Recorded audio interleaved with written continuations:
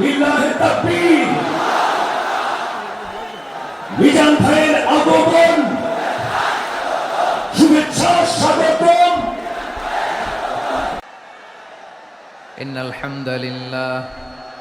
إن الحمد لله نحمده ونستعينه ونستغفره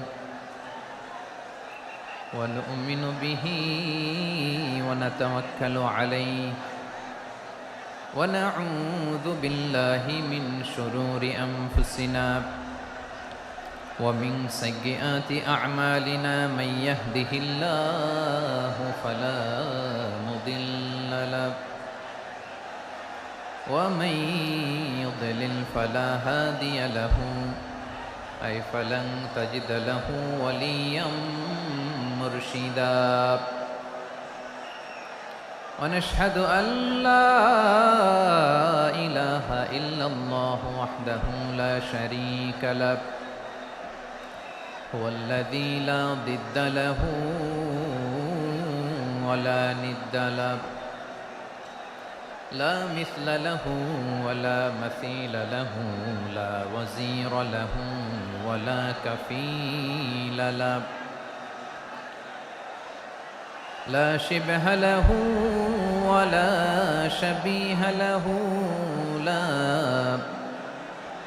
ولد له ولا والد له وهو الواحد الفرد الصمد لم يلد ولم يولد ولم يكن له كفوا أحد ونشهد أن سيدنا ونبينا وحبيبنا وبشيرنا ونذيرنا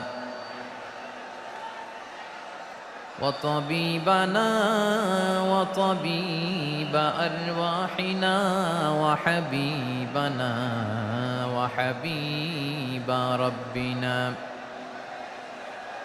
محمدا عبد الله ورسوله أرسله بالحق بشيرا ونذيرا وداعيا إلى الله بإذنه وسراجا منيرا أما بعد فقد قال الله تعالى في كلامه المجيد وفي فرقانه الحميد أعوذ بالله من الشيطان الرجيم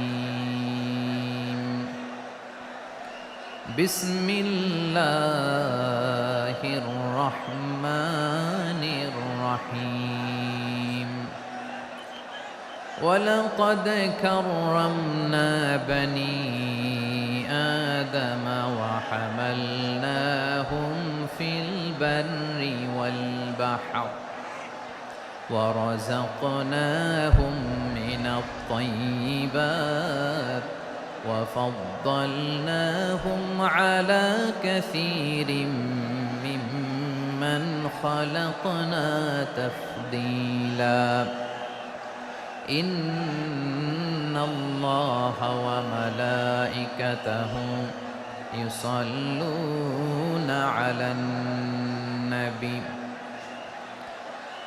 يا أيها الذين آمنوا صلوا عليه وسلموا تسليما اللهم صل على محمد وعلى آل محمد كما صليت على إبراهيم وعلى آل إبراهيم إنك حميد مجيد اللهم بارك على محمد وعلى آل محمد كما باركت على إبراهيم وعلى آل إبراهيم إنك حميد مجيد সকল প্রশংসার মালিককে, সকল ক্ষমতার উৎসকে। কেউ যেটা পারে না পারে কে, কেউ যেটা দেখে না দেখে কে? সে আল্লাহর দরবারে আমরা শুকরগুজার হচ্ছি। আমরা সবাই পড়ছি কালিমাতুশ শুকর, আলহামদুলিল্লাহ। সবাই একসাথে গলা ছেড়ে দিয়ে আওয়াজ করে পড়ুন, রব্বানা লাকাল হামদ হামদান কাসীরান তাইয়্যিবান মুবারাকান ফীহি ইয়া রাব্বি লাকাল হামদু কামা ইয়ানবাগি লিজালালি ওয়াজহিকা ওয়া আযীমি সুলতানিকা লাকাল হামদু বিল ঈমান লাকাল হামদু বিল ইসলাম লাকাল হামদু বিল কুরআন। আল্লাহ রাব্বুল ইজ্জা ওয়াল জালালের দরবারে শুকরিয়া জ্ঞাপনের পাশাপাশি আমি আজকের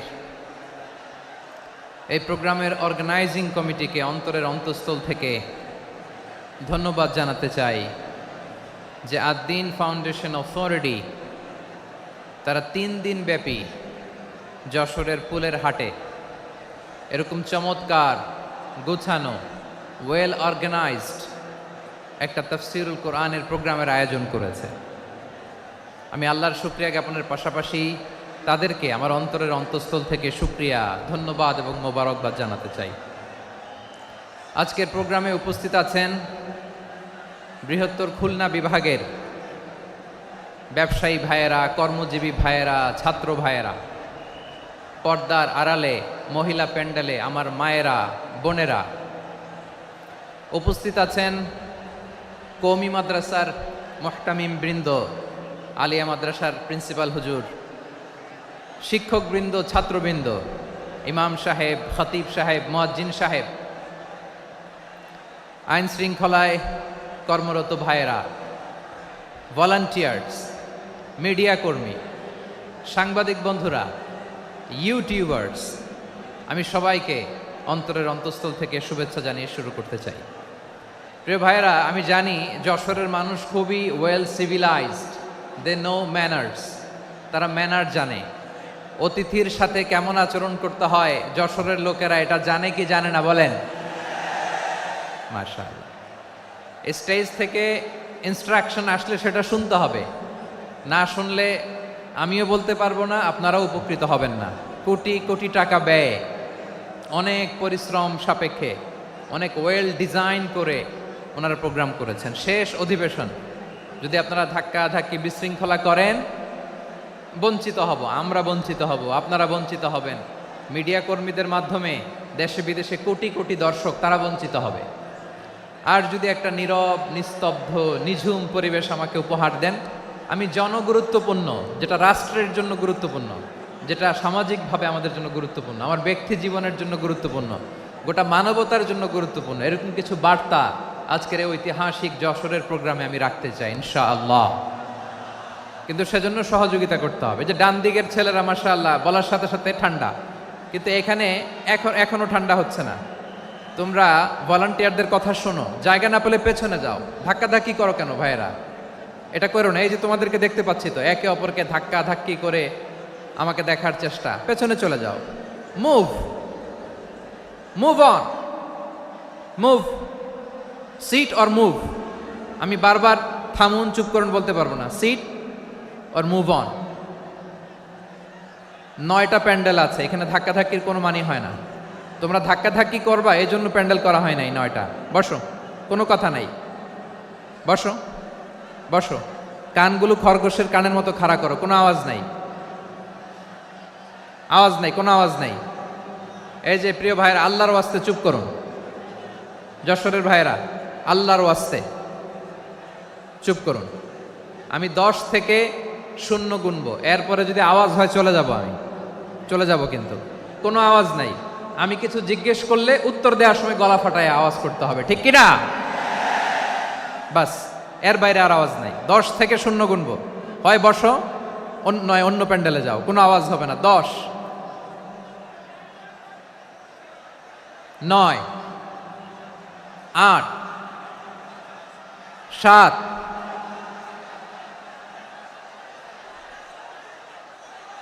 6 5 4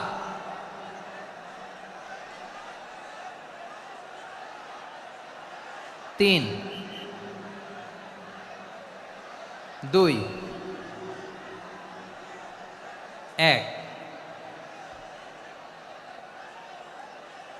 শূন্য। প্রিয় ভাইয়েরা, অনেক আলোচনা হয়েছে 3 দিন ব্যাপী। দেশ বরেণ্য প্রথিতযশা ওলামায়ে হজরতের মুখে আপনারা অসংখ্য কথা শুনেছেন। আমলের জন্য এগুলোই যথেষ্ট, নতুন করে আমার বলার কিছুর দরকার নাই। নতুন করে উপস্থাপনের মতো বলার মতো আমার কাছে কিছু নাইও। যা বলার 1500 বছর আগে আল্লাহ তাআলা উম্মাকে বলে দিয়েছেন, ঠিক কিনা? এমন কিতাব দান করেছে যে কিতাবে ভুল নাই, যতই পড়ি ততই শেখা যায়। বিয়ন্ডলেস, বাউন্ডলেস, বটমলেস, কুল কিনারা নাই, কুল কিনারাবিহীন সাগর। পড়েন সুবহানাল্লাহ। গত 3 দিন ধরে স্কলাররা যে সমস্ত বিষয় কোরআন সুন্নাহর আলোকে আলোচনা করেছে, আমরা যেন সেগুলোর উপর আমল করতে পারি। আল্লাহ তৌফিক দান করুক, আমরা পড়ি আমিন। আসুন এখানে আসার বসার এই প্রোগ্রামে অংশগ্রহণ করার উদ্দেশ্যকে, নিয়াতকে আমরা খালেস করে নেই। আজকে আমরা যা শুনবো শিখবো আমলের নিয়তে শুনবো, ঠিক কিনা বলেন? শেষ পর্যন্ত নীরবতা বজায় রাখবো। আমি উঠবো, আপনারা উঠবেন। এর আগে ওঠা যাবে না। স্কেজিউলে একটু চেঞ্জ এসেছে, এশার সালাত হয়নি। আমার আলোচনার পরপরই আজান হবে। এশার সালাতে আমরা জামাতে অংশগ্রহণ করে একসাথে বিদায় নেব ইনশাল্লাহ। বলেন। বিশৃঙ্খলা করলে আমার বুঝাতে, পয়েন্টগুলো শেয়ার করতে দেরি হবে। আর এই যে এরকম নীরব নিস্তব্ধ থাকলে সুবিধা হবে। আল্লাহর ওয়াস্তে বি স্মার্ট।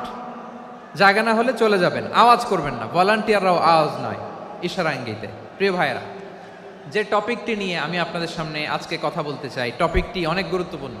টপিকটি হচ্ছে হিউম্যান রিসোর্স ডেভেলপমেন্ট, মানব সম্পদ উন্নয়ন। কারণ আল্লাহ তাআলা আমাদের যা দেখ আর না দেখ এটা দিছে। মানুষ আর মানুষ, 18 কোটি মানুষ, ঠিক কিনা? এই 18 কোটির জনসংখ্যার দেশে বসবাস করে আমরা খুশি না বেজার? খুশি হইতে হবে, বেজার হইেন না। জাপানের খবর জানেন? তাদের গ্রোথ রেট নিচের দিকে, উল্টো।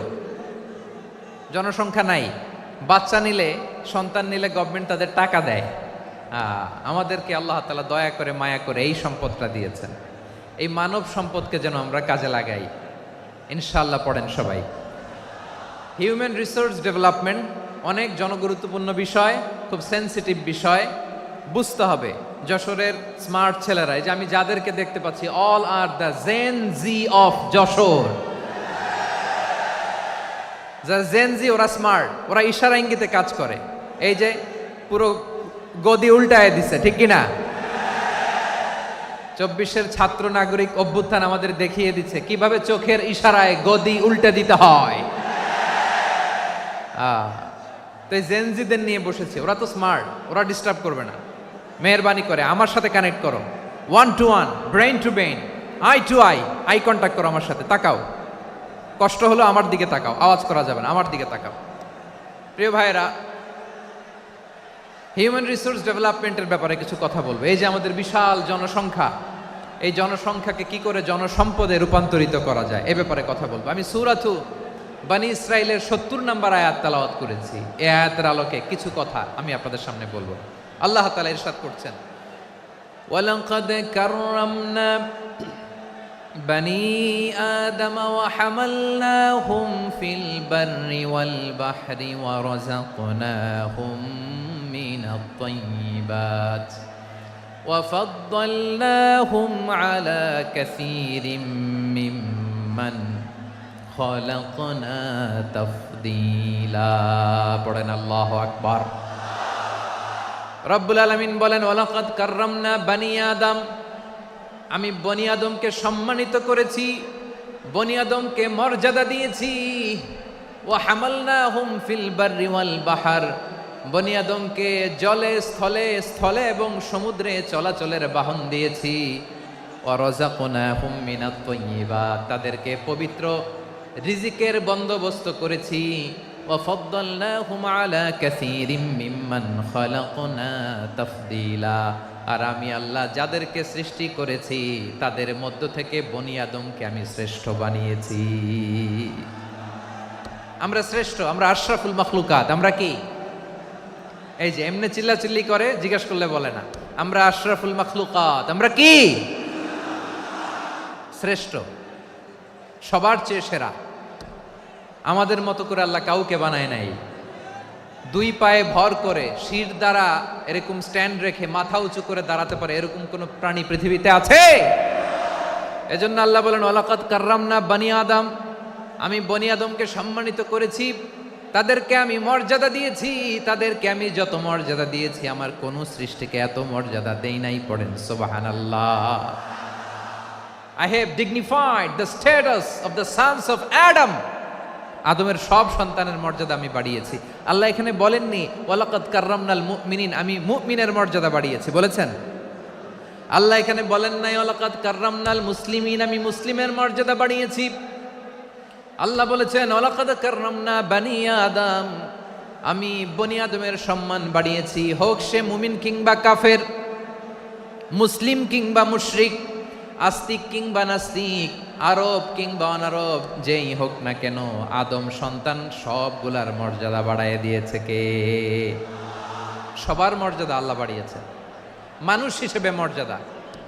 বিশ্বনবী সাল্লাল্লাহু আলাইহি ওয়াসাল্লাম ইহুদির লাশ দেখে দাঁড়িয়ে গেলেন। কার লাশ? আমার যশোরের ভাইয়েরা আওয়াজ করে বলুন, কার লাশ? ইহুদির লাশ দেখে দাঁড়ায় গেলেন। সাহাবারা বললেন ইয়া রাসূলুল্লাহ, আপনি দাঁড়ালেন যে, এটা তো ইহুদির লাশ। বিশ্বনবী বললেন আওয়ালাইসাত নাফসান, এটা কি মানুষ নয়? এটা হোক ইহুদি হোক খ্রিস্টান, এটা তো মানুষ। আমি মানুষ দেখে দাঁড়িয়েছি। আই স্যালিউট দ্য হিউম্যানিটি, আমি মানবতাকে সম্মান করেছি। পড়েন সুবহানাল্লাহ। তাহলে এই জমিনে মানুষের মর্যাদা বেশি, হোক আস্তিক হোক নাস্তিক, হোক মুমিন কিংবা কাফের। আদমের সন্তান হলে, মানুষ হলেই তার মর্যাদা বাড়িয়েছে কে? আমার কলিজার টুকরা যশোরের ভাইয়েরা, মানুষের মর্যাদা আল্লাহ এত বাড়িয়েছেন, মানুষ জীবিত থাকলেও যেমনি মর্যাদাবান, মরে গেলেও মর্যাদাবান। সুবহানাল্লাহ পড়েন। মানুষ মরে গেলে এই ডেড বডিটা কি হয়? পচে যায়, গলে যায়, মাটির সাথে মিশে যায়। তাই বলে আপনি ডেড বডির সাথে যাচ্ছে তাই করতে পারবেন না। পারবেন? কেউ যদি অন্যায় করে তাকে যদি আপনি শাস্তির আওতায় আনেন, যা মনে চায় করতে পারবেন না। তারা আগুন দিয়ে পোড়াতে পারবেন না, নাক কাটতে পারবেন না, কান কাটতে পারবেন না, অঙ্গ বিকৃতি করতে পারবেন না। কারণ মানব জাতির মর্যাদা স্বয়ং দিয়েছে কে? ডেড বডি পচে যাবে, গলে যাবে। তারপরে ইসলাম বলে না, খবরদার, এই মরা লাশটারও একটা মর্যাদা আছে না নাই? ইসলাম বলে এই লাশটা গলে যাবে, পচে যাবে, কিন্তু এটার অমর্যাদা করো না। কর্পূর দিয়ে, খেজুর পাতা দিয়ে এটাকে ওয়ার্ম ওয়াটার দিয়ে, গরম পানি দিয়ে ধৌত করো। সাদা শুভ্র ধবধবে কাপড় দিয়ে লাশটাকে তুমি কাভার করো। তারপরে খাটিয়ার মধ্যে লাশটাকে রেখে বিশাল একটা প্রোগ্রাম করো, একটা ফিউনারাল প্রোগ্রাম করো। ওই প্রোগ্রামের ডানে বায়ে পেছনে লাশটারে রাখলে হবে না, প্রোগ্রামের একেবারে সামনটাতে তুমি লাশটাকে রাখো। সুবহানাল্লাহ। একটা ফিউনারাল প্রোগ্রাম করতে হবে, তাকে শেষ বিদায় জানাতে হবে, যেটাকে আমরা জানাজা বলি। কি বলি? জানাজা মানে মাইয়েতের জন্য দোয়া, তার জন্য দোয়া করা হয়। তাকে একটা সিস্টেমেটিক অর্ডারে কবরে রাখা হয়, সুন্দরভাবে সেটাকে কবরস্থ করা হয়, মাটি দেয়া হয়, পানি দেয়া হয়। তার মানে মরে গেলেও মানুষের সম্মান বাড়ায় দিয়েছে কে? এজন্য আল্লাহ বললেন ওয়ালাকাদ কাররামনা বানি আদম, বনি আদমের সম্মান মর্যাদা আমি আল্লাহ বাড়িয়ে দিয়েছি। মানুষের সম্মানে তুমি কখনো আঘাত করো না, ঠিক কি না? তাহলে ভাই, প্রথম মেসেজ হচ্ছে, the first and foremost message tonight to the people of Jessore. Allah বলেন I have dignified the status of son of Adam, আমি বনি আদম সবার মর্যাদা বাড়িয়ে দিয়েছি। হোক আস্তিক নাস্তিক, হোক কাফের কিংবা মুশরিক, তার মর্যাদা বাড়াই দিছে কে? যখন বন্যা হয় আমরা ত্রাণ নিয়ে যাই, আমরা শুধু মুসলমানদেরকে ত্রাণ দেই নাকি? হ্যাঁ, আমরা মুসলমানকেও দেই, অমুসলমানকেও দেই, হিন্দুকেও দেই, বৌদ্ধকেও দেই। যেখানেই মানবতা বিপন্ন সেখানে ইসলামের হেল্পিং হ্যান্ড আছে না নাই? সুবহানাল্লাহ। কি দিন আমরা পেয়েছি, কি বিধান আমরা পেয়েছি। ওয়ালাকাদ কাররামনা বানি আদম। আমি বনি আদমকে সম্মানিত করেছি। এরপর আল্লাহ বললেন ওয়া হামালনাহুম ফিল বাররি ওয়াল বাহার, মানুষকে স্থলে এবং সমুদ্রে চলাচলের বাহন আমি দিয়েছি। স্থলে কিভাবে চলবে, জলে কিভাবে চলবে, এই বাহনের ব্যবস্থা করেছে কে? এই জেনজি, এই স্যামড়া, ইরাম করতেছো কিসের জন্য? হ্যাঁ, ইরাম করলে চলবি? হ্যাঁ, বস বস বস বস, আওয়াজ করতেছো কেন? দিবা না, কথা বলতে দিবা না আমাকে? তো এইটা বুঝি তোমাদের ভালোবাসার নমুনা? তোমাদের ভালোবাসার কারণে যদি আমি কোথাও দাঁড়াতেই না পারি, কোথাও বসতে না পারি, কোথাও দুটা কথা বলতে না পারি, এই ভালোবাসা দিয়ে কি হবে আমার? বরং ঘামতে ঘামতে ঘর্মাক্ত হব, রক্তাক্ত হব। কিন্তু সেন্ট্রাল থেকে, সেন্ট্রালি যে ইনস্ট্রাকশন আসবে, সেই ইনস্ট্রাকশনের এক চুল আমরা ডানে বায়ে যাব না। এইটা গণজাগরণের জন্য এইটা দরকার, ইসলামী বিপ্লবের জন্য এইটা দরকার। তো আধা ঘন্টা ধরে যদি তোমাদেরকে থামানোই না যায়, এই লস্কর দিয়ে আমি কি করব? আল্লাহর ওয়াস্তে নো নো নো স্লোগান, চুপচাপ একেবারে আমার দিকে তাকাও। আল্লাহ বললেন ওয়া হামালনাহুম ফিল বাররি ওয়াল বাহার, জলে স্থলে আমি চলাচলের যানবাহনের ব্যবস্থা করেছি। আমরা স্থলে ঘোড়ার উপরে চড়ি, উটের উপরে চড়ি, গাড়ির উপরে চড়ি। এই যে গাড়ির ইঞ্জিন বানাইছি আমরা, এটার মেধা দিয়েছে কে? আবার সাগরের মধ্যে আমরা নৌযান, জলযান, বড় বড় জাহাজ দিয়ে এক মহাদেশ থেকে আরেক মহাদেশ যাই, এক দেশ থেকে মালামালগুলো আরেক দেশে পাঠাই। সাগরের ভেতরে নৌকাগুলোরে ধরে রাখলো কে? ওয়াল ফুলকিল্লাতি তাজরি ফিল বাহরি বিমা ইয়ানফাউন নাস, মানুষের উপকার আছে এরকম সরঞ্জামাদি নিয়ে সাগরের উপরে বিশাল বিশাল জলযানগুলো চলে। এগুলো ডুবে যায় না, কাত হয়ে যায় না, পড়ে যায় না। এগুলোকে স্থিতিস্থাপকতাকে ঠিক করে রাখলো কে? আপনারা জাহাজ দেখেছেন? জাহাজ, হ্যাঁ, বাড়ি চট্টগ্রাম হইলে দেখতে পারতেন। দেখছেন? বিশাল বিশাল জাহাজ, বিশাল জাহাজ মালামাল নিয়ে এক মহাদেশ থেকে আরেক মহাদেশে যায়। গত মাসে আমার জাপান সফর ছিল। এই যে বাংলাদেশে যে গাড়িগুলো চালান, বেশিরভাগ গাড়ি আসে কিন্তু জাপান থেকে। হাজার হাজার গাড়ি একটা জাহাজ বহন করতে পারে, হাজার হাজার গাড়ি। এটাতে সাগরের মধ্যে ভাসাইলো কে? সবাই বলুন, ভাসালো কে? হাজার হাজার গাড়ি নিয়ে জাপানিজ গাড়িগুলো আমাদের চট্টগ্রামের এয়ারপোর্টের বন্দরে ভিড়ে। যুক্তরাষ্ট্রে আমি দেখেছি বিশাল বিশাল জাহাজ। আপনারা টাইটানিক জাহাজের নাম শুনেছেন? টাইটানিকেরও 8 গুণ 10 গুণ বড়। সুবহানাল্লাহ কইবেন না? টাইটানিক জাহাজের 8 গুণ 10 গুণ বড় একটা জাহাজ আছে, আইকন অফ দ্য সি, আমি দেখে এসেছি। রয়্যাল ক্যারিবিয়ান দেখে এসেছি। সাগরের সামনে জেটিতে যখন দাঁড়ালাম, জাহাজটা যখন যায়, আমার মনে হচ্ছে একটা শহর, গোটা শহর, the entire city is floating on the water. পুরো একটা শহর মনে হয় পানির উপর দিয়ে ভেসে যাচ্ছে। পড়েন সুবহানাল্লাহ। এই যে আইকন অফ দ্য সি, এই ক্রুজ, এই জাহাজটা, এটার ভিতরে স্টেডিয়াম আছে। কিসের ভিতরে স্টেডিয়াম? কথা বুঝে নাই বোধহয়। স্টেডিয়াম কিসের ভিতর? সুইমিং পুল আছে, শপিং মল আছে, রেস্টুরেন্ট আছে, ক্লাব আছে, 3000 4000 রুম বিশিষ্ট, কক্ষ বিশিষ্ট হোটেল আছে। এই সবগুলোর নিয়ে এগুলো চলে সাগরের এই দোলার মধ্যে, জলোচ্ছ্বাসের মধ্যে। এই সাগরের ভেতরে এই জাহাজগুলোর ভাষায় রাখছে কে? সূরাতুর আর রহমানে আল্লাহ তাআলা বললেন ওয়ালাহুল জাওয়ারিল মুনশাআতু ফিল বাহরি কাল আ'লাম ফাবিআইয়ি আলা, সবাই পড়েন, ফাবিআইয়ি আলাই রাব্বিকুমা তুকাযযিবান। পাহাড় সম বড় বড় জাহাজগুলো মাল বোঝাই করে সাগরের মধ্যে ভেসে বেড়ায়। এগুলো দিয়ে মালামাল বহন করা যায়, মানুষরা এক দেশ থেকে আরেক দেশে যায়। এই জাহাজগুলোর সাগরের ভেতরে ভাসায় রাখলো কে? এই আয়াতের ভেতরে আল্লাহ তাআলা সূরাত বানী ইসরাঈলের এই চমৎকার আয়াতের ভেতরে আল্লাহ তাআলা বেসিকলি মানব জাতির প্রতি তার 4টি স্পেশাল অনুগ্রহের কথা বলেছেন। কয়টি? দুইটা বলে ফেলছি। এক নাম্বার ওয়ালাকাদ কাররামনা বানি আদম, আমি বনি আদমের সম্মান বাড়াইছি। নাকি মুসলমানদের, নাকি মুসল্লিদের? কার সম্মান বাড়িয়েছি? বনি আদমের।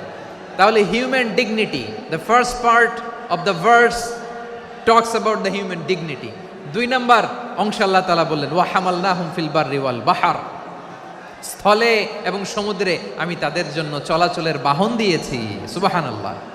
তার মানে smooth movement on land and sea, জলে এবং স্থলে যাতে আমরা স্মুথলি মুভ করতে পারি আল্লাহ তাআলা দিয়েছেন। তিন নম্বরে আল্লাহ তাআলা বললেন ওয়া রাযাকনাহুম মিনাত তাইয়্যিবাত, মানুষের জন্য আমি পবিত্র রিজিকের ব্যবস্থা করেছি। জলে এবং স্থলে যত প্রাণী আছে সবগুলা প্রাণীকে রিজিক দেয় কে? আমাদেরকে রিজিক দেয় কে? সাগরের মাছগুলোকে, বড় বড় তিমি মাছগুলোরে রিজিক দেয় কে? বাতাসের মধ্যে ভেসে বেড়ানো বড় বড় পাখিগুলো, স্ক্যান্ডিনেভিয়ান কান্ট্রি থেকে লক্ষ লক্ষ কোটি কোটি পাখিগুলো যে এক দেশ থেকে আরেক দেশে ট্রান্সফার হয়, এগুলোর রিজিক দেয় কে? রব্বুল আলামিন বলেন ওয়ামা মিন দাব্বাতিন ফিল আরদি ইল্লা আলাল্লাহি রিজকুহা ওয়া ইয়ালামু মুস্তাকাররাহা ওয়া মুস্তাওদাআহা কুল্লুম ফি কিতাবিম মুবিন। আল্লাহু আকবার। রব্বুল আলামিন বলেন ভূপৃষ্ঠে বিচরণশীল যত প্রাণী আছে সব প্রাণীগুলোকে আমি আল্লাহ আমার নিজের কুদরতে রিজিকের বন্দোবস্ত করি। এই প্রাণীগুলো কোথায় থাকে, কোথায় যায়, সব জায়গায় আমি রিজিক পৌঁছে দেই। রিজিক কেউ দিতে পারে না, রিজিকের মালিক কে? রিজিকের মালিক তিনি আল্লাহ। এজন্য আল্লাহ তাআলা বললেন ওয়া রাযাকনাহুম মিনাত তাইয়্যিবাত। এরপরে আল্লাহ বললেন ওয়া ফাদ্দালনাহুম আলা কাসীরিম মিম্মান খালাকনা তাফদীলা। আমি যত প্রাণী সৃষ্টি করেছি সকল প্রাণীর মধ্যে মানুষের মর্যাদা শ্রেষ্ঠত্ব আমি দিয়েছি। সুবহানাল্লাহ পড়েন। তাহলে এক নম্বরে আল্লাহ বললেন আমি বনি আদমের মর্যাদা বাড়ালাম। এরপরে বললেন স্থলে এবং সমুদ্রে চলাচলের জন্য যানবাহন দিলাম। তিন নম্বরে আল্লাহ বললেন পবিত্র রিজিকের ব্যবস্থা করে দিলাম। এরপরে আল্লাহ বললেন যত প্রাণী আছে, সৃষ্টি আছে, সবগুলার উপরে আমি মানুষকে শ্রেষ্ঠত্ব দিলাম। সুবহানাল্লাহ। তাহলে সবচেয়ে বেশি শ্রেষ্ঠত্ব মানুষের। কার? মানুষের। শুধু তাই নয় প্রিয় ভাইরা, আকাশ এবং জমিনে যা কিছু আছে সব কিছু মানুষের জন্য, মানুষের কল্যাণে, মানুষের প্রয়োজনে, মানুষের বশীভূত করে সৃষ্টি করেছেন কে? রব্বুল আলামিন বলেন হুয়াল্লাযী খালাকা লাকুম মা ফিল আরদি জামিআ। এই জমিনের মধ্যে যা কিছু আমি আল্লাহ সৃষ্টি করেছি সব কিছু আমি মানুষের জন্য সৃষ্টি করেছি। পড়েন সুবহানাল্লাহ। হুয়াল্লাযী খালাকা লাকুম মা ফিল আরদি জামিআ, যা আছে সব আমাদের জন্য, সব আমাদেরকে সার্ভিস দেওয়ার জন্য, আমাদের উপকারের জন্য, আমাদের কল্যাণের জন্য। আওয়াজ করে সবাই পড়ুন আল্লাহু আকবার। অন্য আয়াতে আল্লাহ বললেন ওয়াসাখখারা লাকুম মা ফিস সামাওয়াতি ওয়া মা ফিল আরদি জামিআম মিন ইন্না ফি যালিকা লাআয়াতিন লিকাউমি ইয়াতাফাক্কারুন।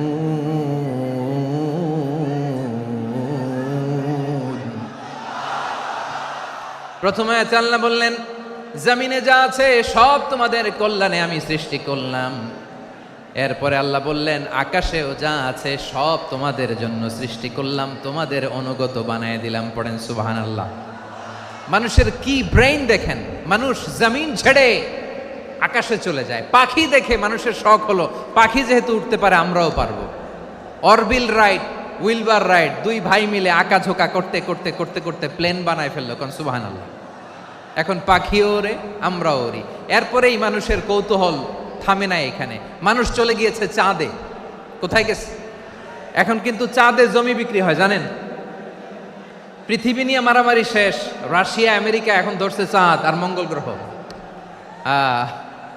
এখন চাঁদে জমি বিক্রি হয়, মঙ্গলে জমি বিক্রি হয়। এই চাঁদ মঙ্গল, বৃহস্পতি, শনি সব আল্লাহ তাআলা আমাদের জন্য বানিয়েছেন। সুবহানাল্লাহ পড়েন। মানুষ সাগরের উপরে চড়ে, শূন্যে ভেসে বেড়ায়, পাহাড় কেটে সুড়ঙ্গ বানায়, টানেল বানায়। মানুষ ব্রডব্যান্ডের লাইন নিয়ে যায় সাগরের ভেতর দিয়ে, এক দেশ থেকে আরেক দেশে, এক মহাদেশ থেকে আরেক মহাদেশে। সুবহানাল্লাহ পড়েন। তার মানে গোটা বিশ্বের সব কিছুর উপরে control, superiority over all creatures, সব কিছুর উপর কন্ট্রোল, মনিটরিং, নিয়ন্ত্রণ, এটা প্রতিষ্ঠা করে দিয়েছে কে? এজন্যই মানুষের শ্রেষ্ঠত্ব। ওয়ালাকাদ কাররামনা বানি আদম, আমি বনি আদমের সম্মান বাড়িয়েছি, মর্যাদা আমি বাড়িয়ে দিয়েছি এই কারণে, কারণ মানুষ সব কিছুর উপর নিয়ন্ত্রণ নিতে পারে। মানুষকে নিয়ে এই কোরআনের সব আলোচনা, মানুষকে নিয়ে এই কোরআনের সব। তাই কোরআনের কেন্দ্রীয় আলোচ্য বিষয় হচ্ছে মানুষ। কোরআনের কেন্দ্রীয় আলোচ্য বিষয় কি?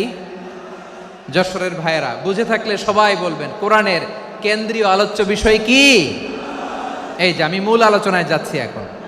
কেন মানুষ কোরআনের কেন্দ্রীয় আলোচ্য বিষয়?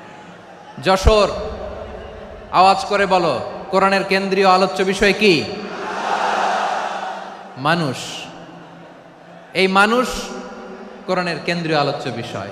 মানুষকে আল্লাহ স্বাধীনতা দিয়েছেন। ফামান শাআ ফালইউমিন ওয়া মান শাআ ফালইয়াকফুর।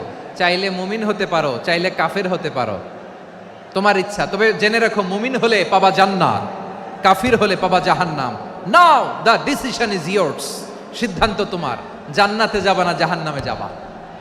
যশোরের ভাইয়েরা আওয়াজ করে বলুন, কই যেতে চান, জান্নাতে না জাহান্নামে? ডান দিকে না বাম দিকে? ডানপন্থী না বামপন্থী? চিল্লা চিল্লি না চুপচাপ? চুপচাপ কয়ে আবার চিল্লাচিল্লি শুরু করে দিয়েছে। মাশাআল্লাহ, গুরুত্বপূর্ণ কথা বাকি আছে, আমাকে সহযোগিতা করতে হবে।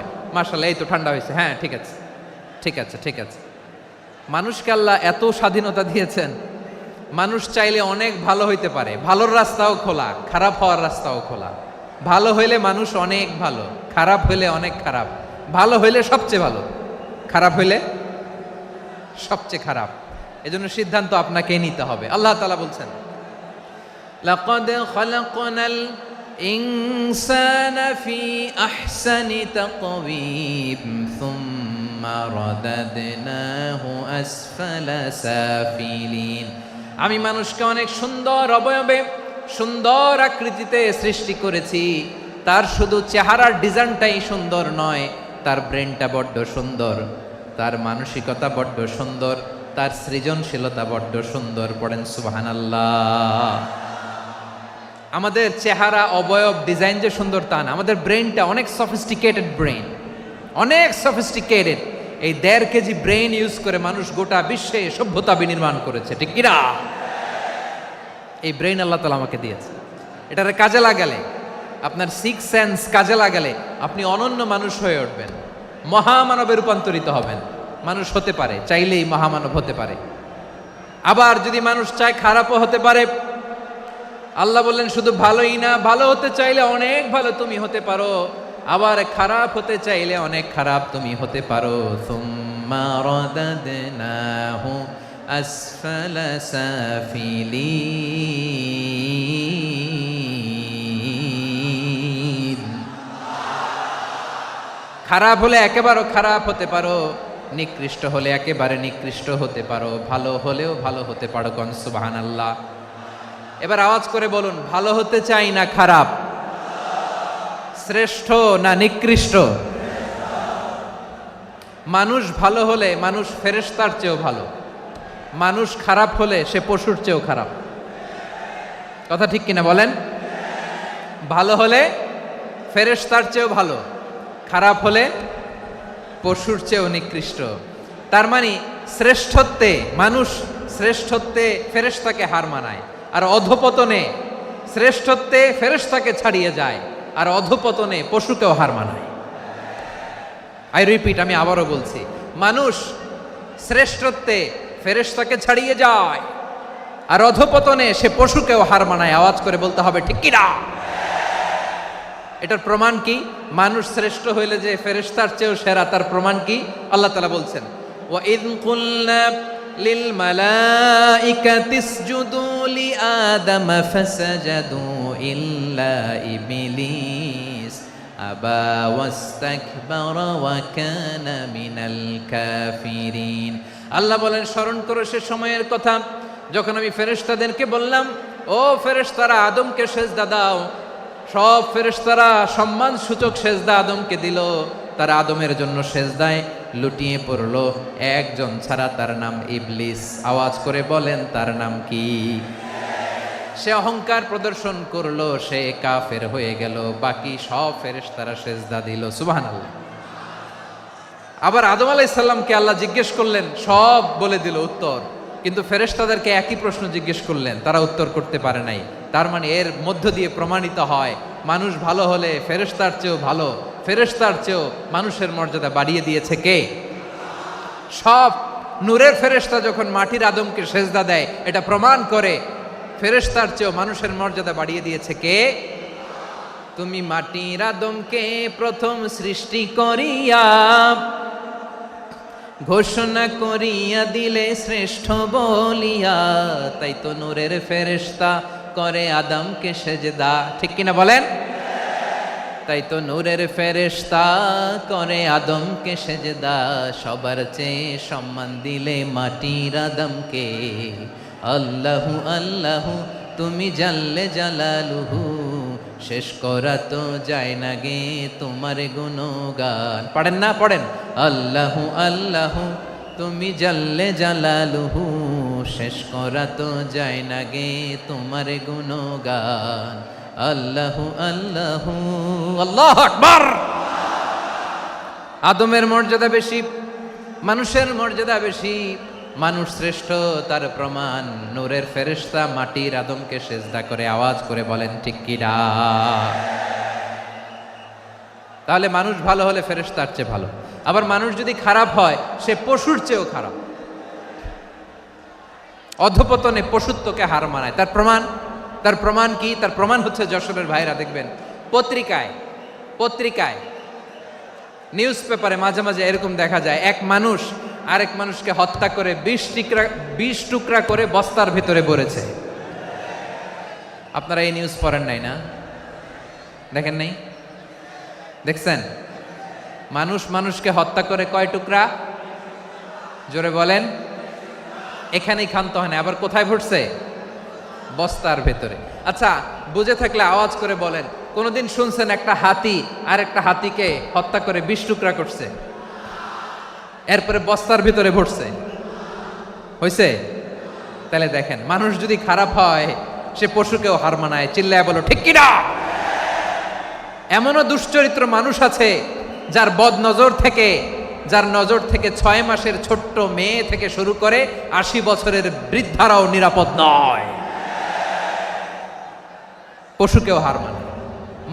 মানুষের ঘর জ্বালিয়ে পুড়ে মেসাকার করে দেয়, জনপদের পর জনপদ জ্বালায় দেয়। এরকম আছে না নাই?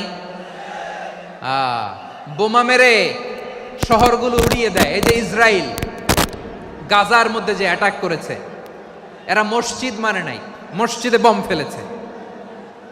এরা খ্রিস্টানদের চার্চ, গির্জা মানে নাই, গির্জায় বম ফেলেছে। পৃথিবীর ইতিহাসে never happened in the history of the world that someone bombed on a hospital, on an ICU center. এমন হাসপাতাল যেখানে আইসিইউর রোগীরা আছে, ওই হাসপাতালের উপরও ইসরায়েলি সৈনিকেরা বোমা মেরেছে। জোরে বলেন ঠিক কিনা? এরা মানুষ? আওয়াজ করে বলেন, এরা মানুষ না। প্রিয় ভাইয়েরা, চোখ কান নাক মুখ থাকলেই মানুষ না। যা সামনে দেখেন এগুলো সব মানুষ না, এগুলো জনসংখ্যা। এগুলো কি? সবাই বলুন, এগুলো কি? বাড়ছে জনসংখ্যা, কমছে মানুষ।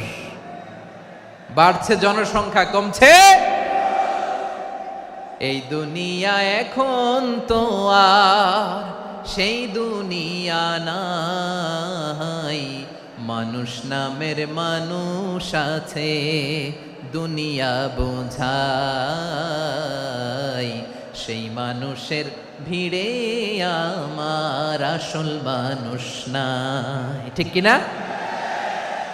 আসল মানুষের বড্ড অভাব, আসল মানুষের বড্ড অভাব। আমার ভাইয়েরা, মানুষ খারাপ হলে পশুকেও হার মানায়। মানুষে মানুষে পার্থক্য আছে। নাক কান চোখ মুখ থাকলেই মানুষ নয়। বাড়ছে জনসংখ্যা, কমছে মানুষ, চিল্লায় বলো ঠিক কি না? তাহলে আমরা বুঝলাম মানুষ ভালো হলে অনেক ভালো, খারাপ হলে অনেক খারাপ। ও আমার কলিজার টুকরা যশোরের ভাইয়েরা, আসুন না 3 দিন ব্যাপী এই তাফসিরুল কোরআনের ঐতিহাসিক প্রোগ্রাম থেকে আমরা সিদ্ধান্ত নেই, আমরা ভালো মানুষ হব নাকি খারাপ মানুষ হব। কলিজা থেকে, প্রাণ থেকে আওয়াজ করে সবাই বলুন, ভালো মানুষ নাকি খারাপ মানুষ? ভালো মানুষ হইতে হবে। ভালো মানুষ যারা জগৎটাকে এনলাইটেন করবে, যারা এনলাইটেন করবে, যারা সত্যের বীর সেনানী হয়ে দাঁড়াবে, যারা সত্যের পক্ষে কথা বলবে, যারা জালিমের মসনদকে ভেঙে খান খান করে দেবে, এরকম হওয়ার দরকার আছে না নাই? এরকম ভালো মানুষ আমরা হতে চাই কি চাই না? মানুষকে যত্ন নিলে মানুষ যে কত ভালো হয় আপনি কল্পনাও করতে পারবেন না। এই যে আপনাদের যশোরে যে ভালো ছেলেগুলো আছে, যে ভালো তরুণগুলো আছে, যে যুবকগুলো আছে, যে ভালো আলেমরা আছে, ভালো নেতারা আছে, সবাই যদি তাদের মতো হতো, পুরো যশোরটা একটা জান্নাতের টুকরা হয়ে যেত। আওয়াজ করে বলেন ঠিক কি না? মানুষকে নার্চারিং করলে, মানুষকে পলিশ করলে, মানুষকে গ্রুমিং করলে, মানুষকে সঠিক তারবিয়া দিলে মানুষ অনন্য হয়ে ওঠে। প্রতিটি মানুষ অনন্য। আমি অনন্য, আপনি অনন্য, আমরা সবাই অনন্য। সুবহানাল্লাহ বলেন। মানুষকে আল্লাহ তাআলা দিয়েছেন অসীম ক্ষমতা, অসীম ক্ষমতা। সুবহানাল্লাহ। একটা মানুষ পারে না এমন কিছু নাই,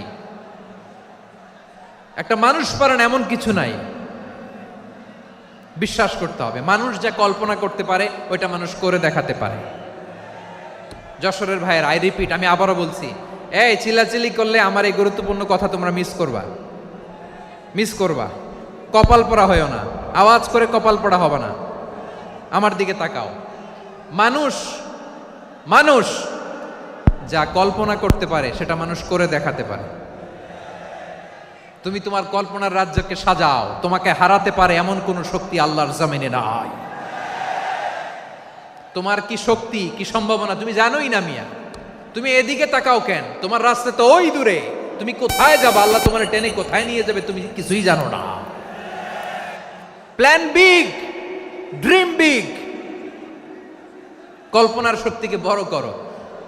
মানুষ যা কল্পনা করতে পারে মানুষ তা করে দেখাতে পারে। মানুষের কাছে অসাধ্য কিছু নাই, মৃত্যু ছাড়া, অ্যাকসেপ্ট ডেথ, মৃত্যু ছাড়া মানুষ সবকিছুকে জয় করতে পারে। মৃত্যু ছাড়া যে কোনো অসাধ্যকে সাধন করার ক্ষমতা মানুষকে দিয়ে দিয়েছে কে? হারার জন্য তোমার জন্মই হয় নাই, তোমার জন্ম হয়েছে জিতার জন্য, বিজয়ের জন্য তোমার জন্ম। মানুষের শুরুটাই হয় বিজয় দিয়ে। যশোর, আওয়াজ করে বলো, মানুষের শুরু হয় কি দিয়ে? আমরা যখন আমার পিতার পৃষ্ঠদেশে ছিলাম, পিতার পৃষ্ঠদেশ থেকে শুক্রাণু যখন মায়ের গর্ভদেশে যেয়ে পড়ে, কতটা শুক্রাণু ভ্রমণ শুরু করে জানো? 20 কোটি শুক্রাণু। একবার সিমেন আউট হলে সেখানে 20 কোটি শুক্রাণু থাকে, ভ্রমণ শুরু করে। ওই 20 কোটি শুক্রাণুর মধ্য থেকে তুমি আমি আজকে এক বিকশিত শুক্রাণু মানব রূপে পৃথিবীতে এসেছি। সুবহানাল্লাহ। ওই 20 কোটি শুক্রাণুর প্রতিযোগিতায় সবাইরে পেছনে ফেলে সেদিন আমি সফল হয়েছিলাম, সেদিন আমি বিজয়ী হয়েছিলাম। সেদিন আমি এত ছোট ছিলাম, মাইক্রোস্কোপ দিয়েও আমার অস্তিত্ব টের পাওয়া যায় না। আমি এত তুচ্ছ ছিলাম, নগণ্য ছিলাম, আমার কান ছিল না, আমার চোখ ছিল না, আমার হাত ছিল না, আমার জন্য রিকমেন্ডেশন করার মতো মামু ছিল না, খালা ছিল না, কেউ ছিল না। তারপরেও ওই প্রতিযোগিতায়, ওই কম্পিটিশনে যখন আমারে কেউ হারাতে পারে নাই, আল্লাহর জমিনেও আমারে কেউ হারাতে পারে না। হারার জন্য তোমার জন্মই হয় নাই, তুমি আসছোই জিতার জন্য। সুবহানাল্লাহ। বিশ্বনবী বলেন, আন্নাসু মাআদিন কামাআদিনি যাহাবি ওয়াল ফিদ্দা খিয়ারুহুম ফিল জাহিলিয়াতি খিয়ারুহুম ফিল ইসলাম। Peoples are like mines of gold and silver. সোনার খনি, রূপার খনি, এর চেয়েও বড় খনি হচ্ছে এই মানব সম্পদের খনি। আওয়াজ করে বলেন আল্লাহু আকবার। আল্লাহ তাআলা এই সম্পদ আমাদেরকে দিয়েছে। বিশ্বনবী বলেন, মানুষ হচ্ছে খনির মতো। খিয়ারুহুম ফিল জাহিলিয়াতি খিয়ারুহুম ফিল ইসলাম। জাহিলি যুগে যারা সেরা, ইসলামেও তারা সেরা। ইদা ফাকুহু, যদি তারা বুঝবান হয় তাহলে তাদেরকে সেরা বানায় দিবে কে? তাহলে মানুষের চেয়ে সেরা কেউ হতে পারে? মানুষের চেয়ে অনন্য কেউ হতে পারে? মানুষকে কেউ হারাতে পারে? আওয়াজ করে বলো, তোমাকে কেউ হারাতে পারবে? এই সাহস জাগছে আজকের আলোচনা থেকে। আমি তুমি অনন্য, আমাকে তোমাকে হারায়া দেওয়া এত সহজ না, ঠিক কিনা? একটা কথা জীবনের সাথে সেট করে নিতে হবে, আমি জিতি নয় শিখি, আমি কখনো হারি না। জীবনের সাথে সেট করে নাও, জেনজি অফ জেসর, আমি কখনো হারি না, আমি হয় জিতি নয় শিখি। চিল্লায় বলো ঠিক কিনা? আমি কখনো হারি না, আমার হারানো এত সোজা না। কি সাহস জাগছে? বুকে সাহস জাগছে? তাকবীর পড়ো, লিল্লাহে তাকবীর। তাহলে বিশ্বনবী বললেন নাসু মাআদিন, মানুষ হচ্ছে খনি। এই ধাক্কা ধাক্কি আমি জানি এগুলো ভালোবাসার ধাক্কা ধাক্কি, এজন্য আমি সহ্য করে নেই। এগুলো যে ভালোবাসার ধাক্কা ধাক্কি এটা আমরা বুঝি। পৃথিবীর কোনো আইন, সিকিউরিটি, প্রটোকল দিয়ে এটারে মানানো যাবে না, কারণ এটা তো ভালোবাসা, লাভ। লাভ কোনো আইন কানুন দিয়ে বাধা যায় না, মানানো যায় না, ঠিক কিনা বলো?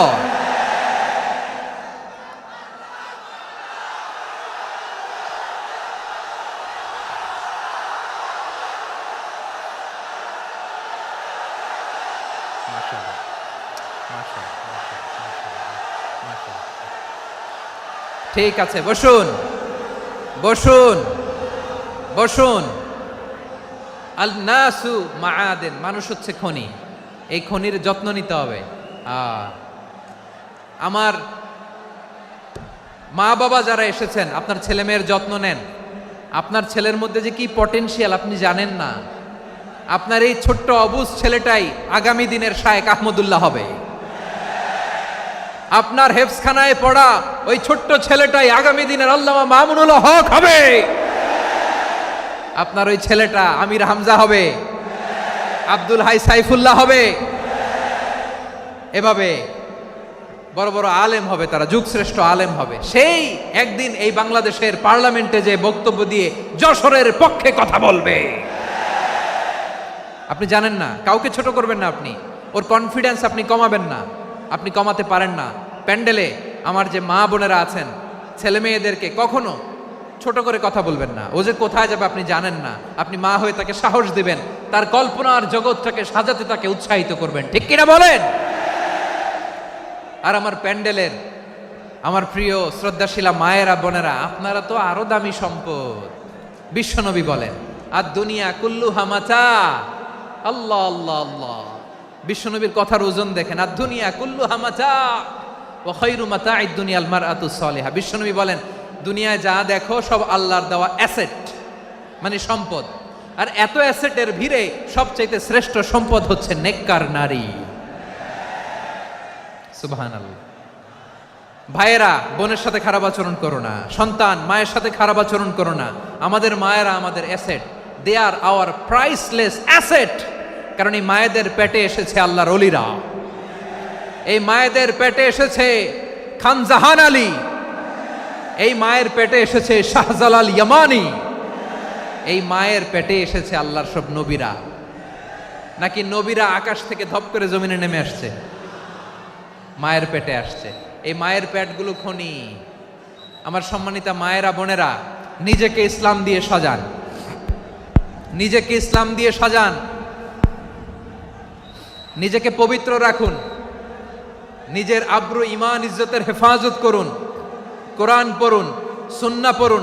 আপনি জানেন না আপনার গর্ভে কে আসছে, কোন ক্ষণজন্মা পুরুষকে আল্লাহ তাআলা আপনার গর্ভে পাঠাবে আপনি জানেন না।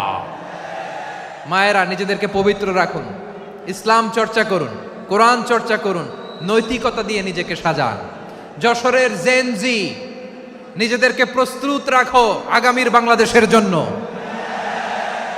নৈতিকতা, মোরালিটি, ভ্যালিউজ দিয়ে নিজেকে সাজাও, ইসলাম দিয়ে নিজেকে সাজাও।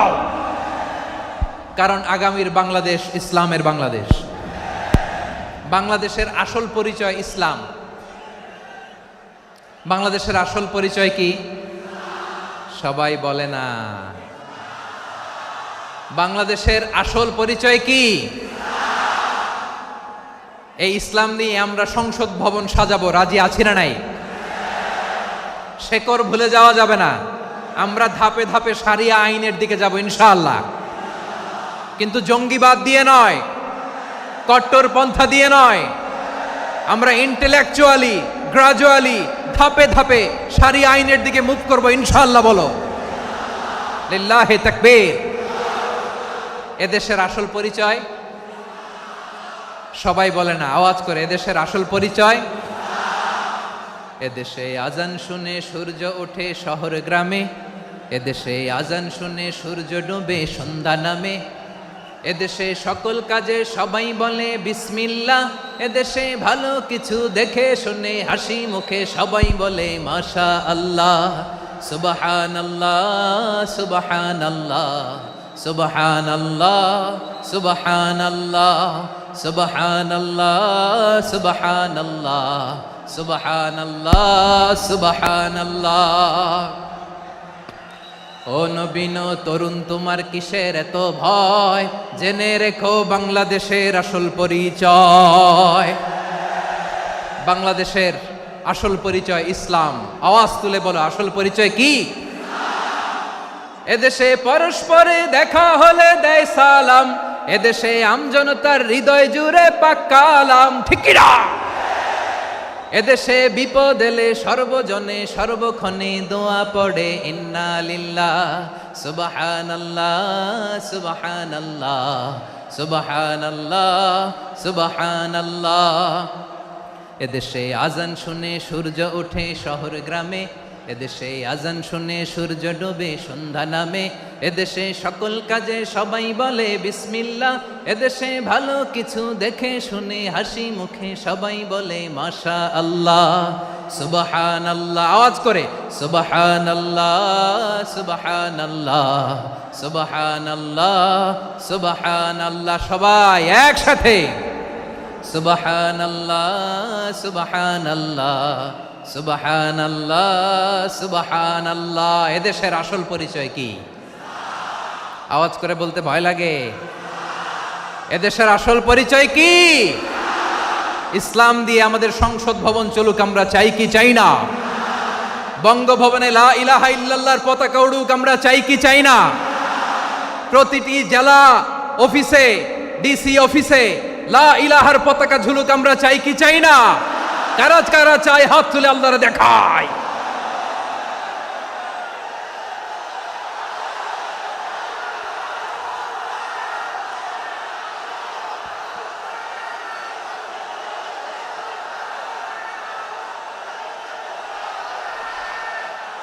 মাশাআল্লাহ মাশাআল্লাহ মাশাআল্লাহ মাশাআল্লাহ। যশোর, আওয়াজ করে বলো, ভালো মানুষ না খারাপ মানুষ? বুঝে বলছো তো? মানুষ ভালো হলে যে কত ভালো।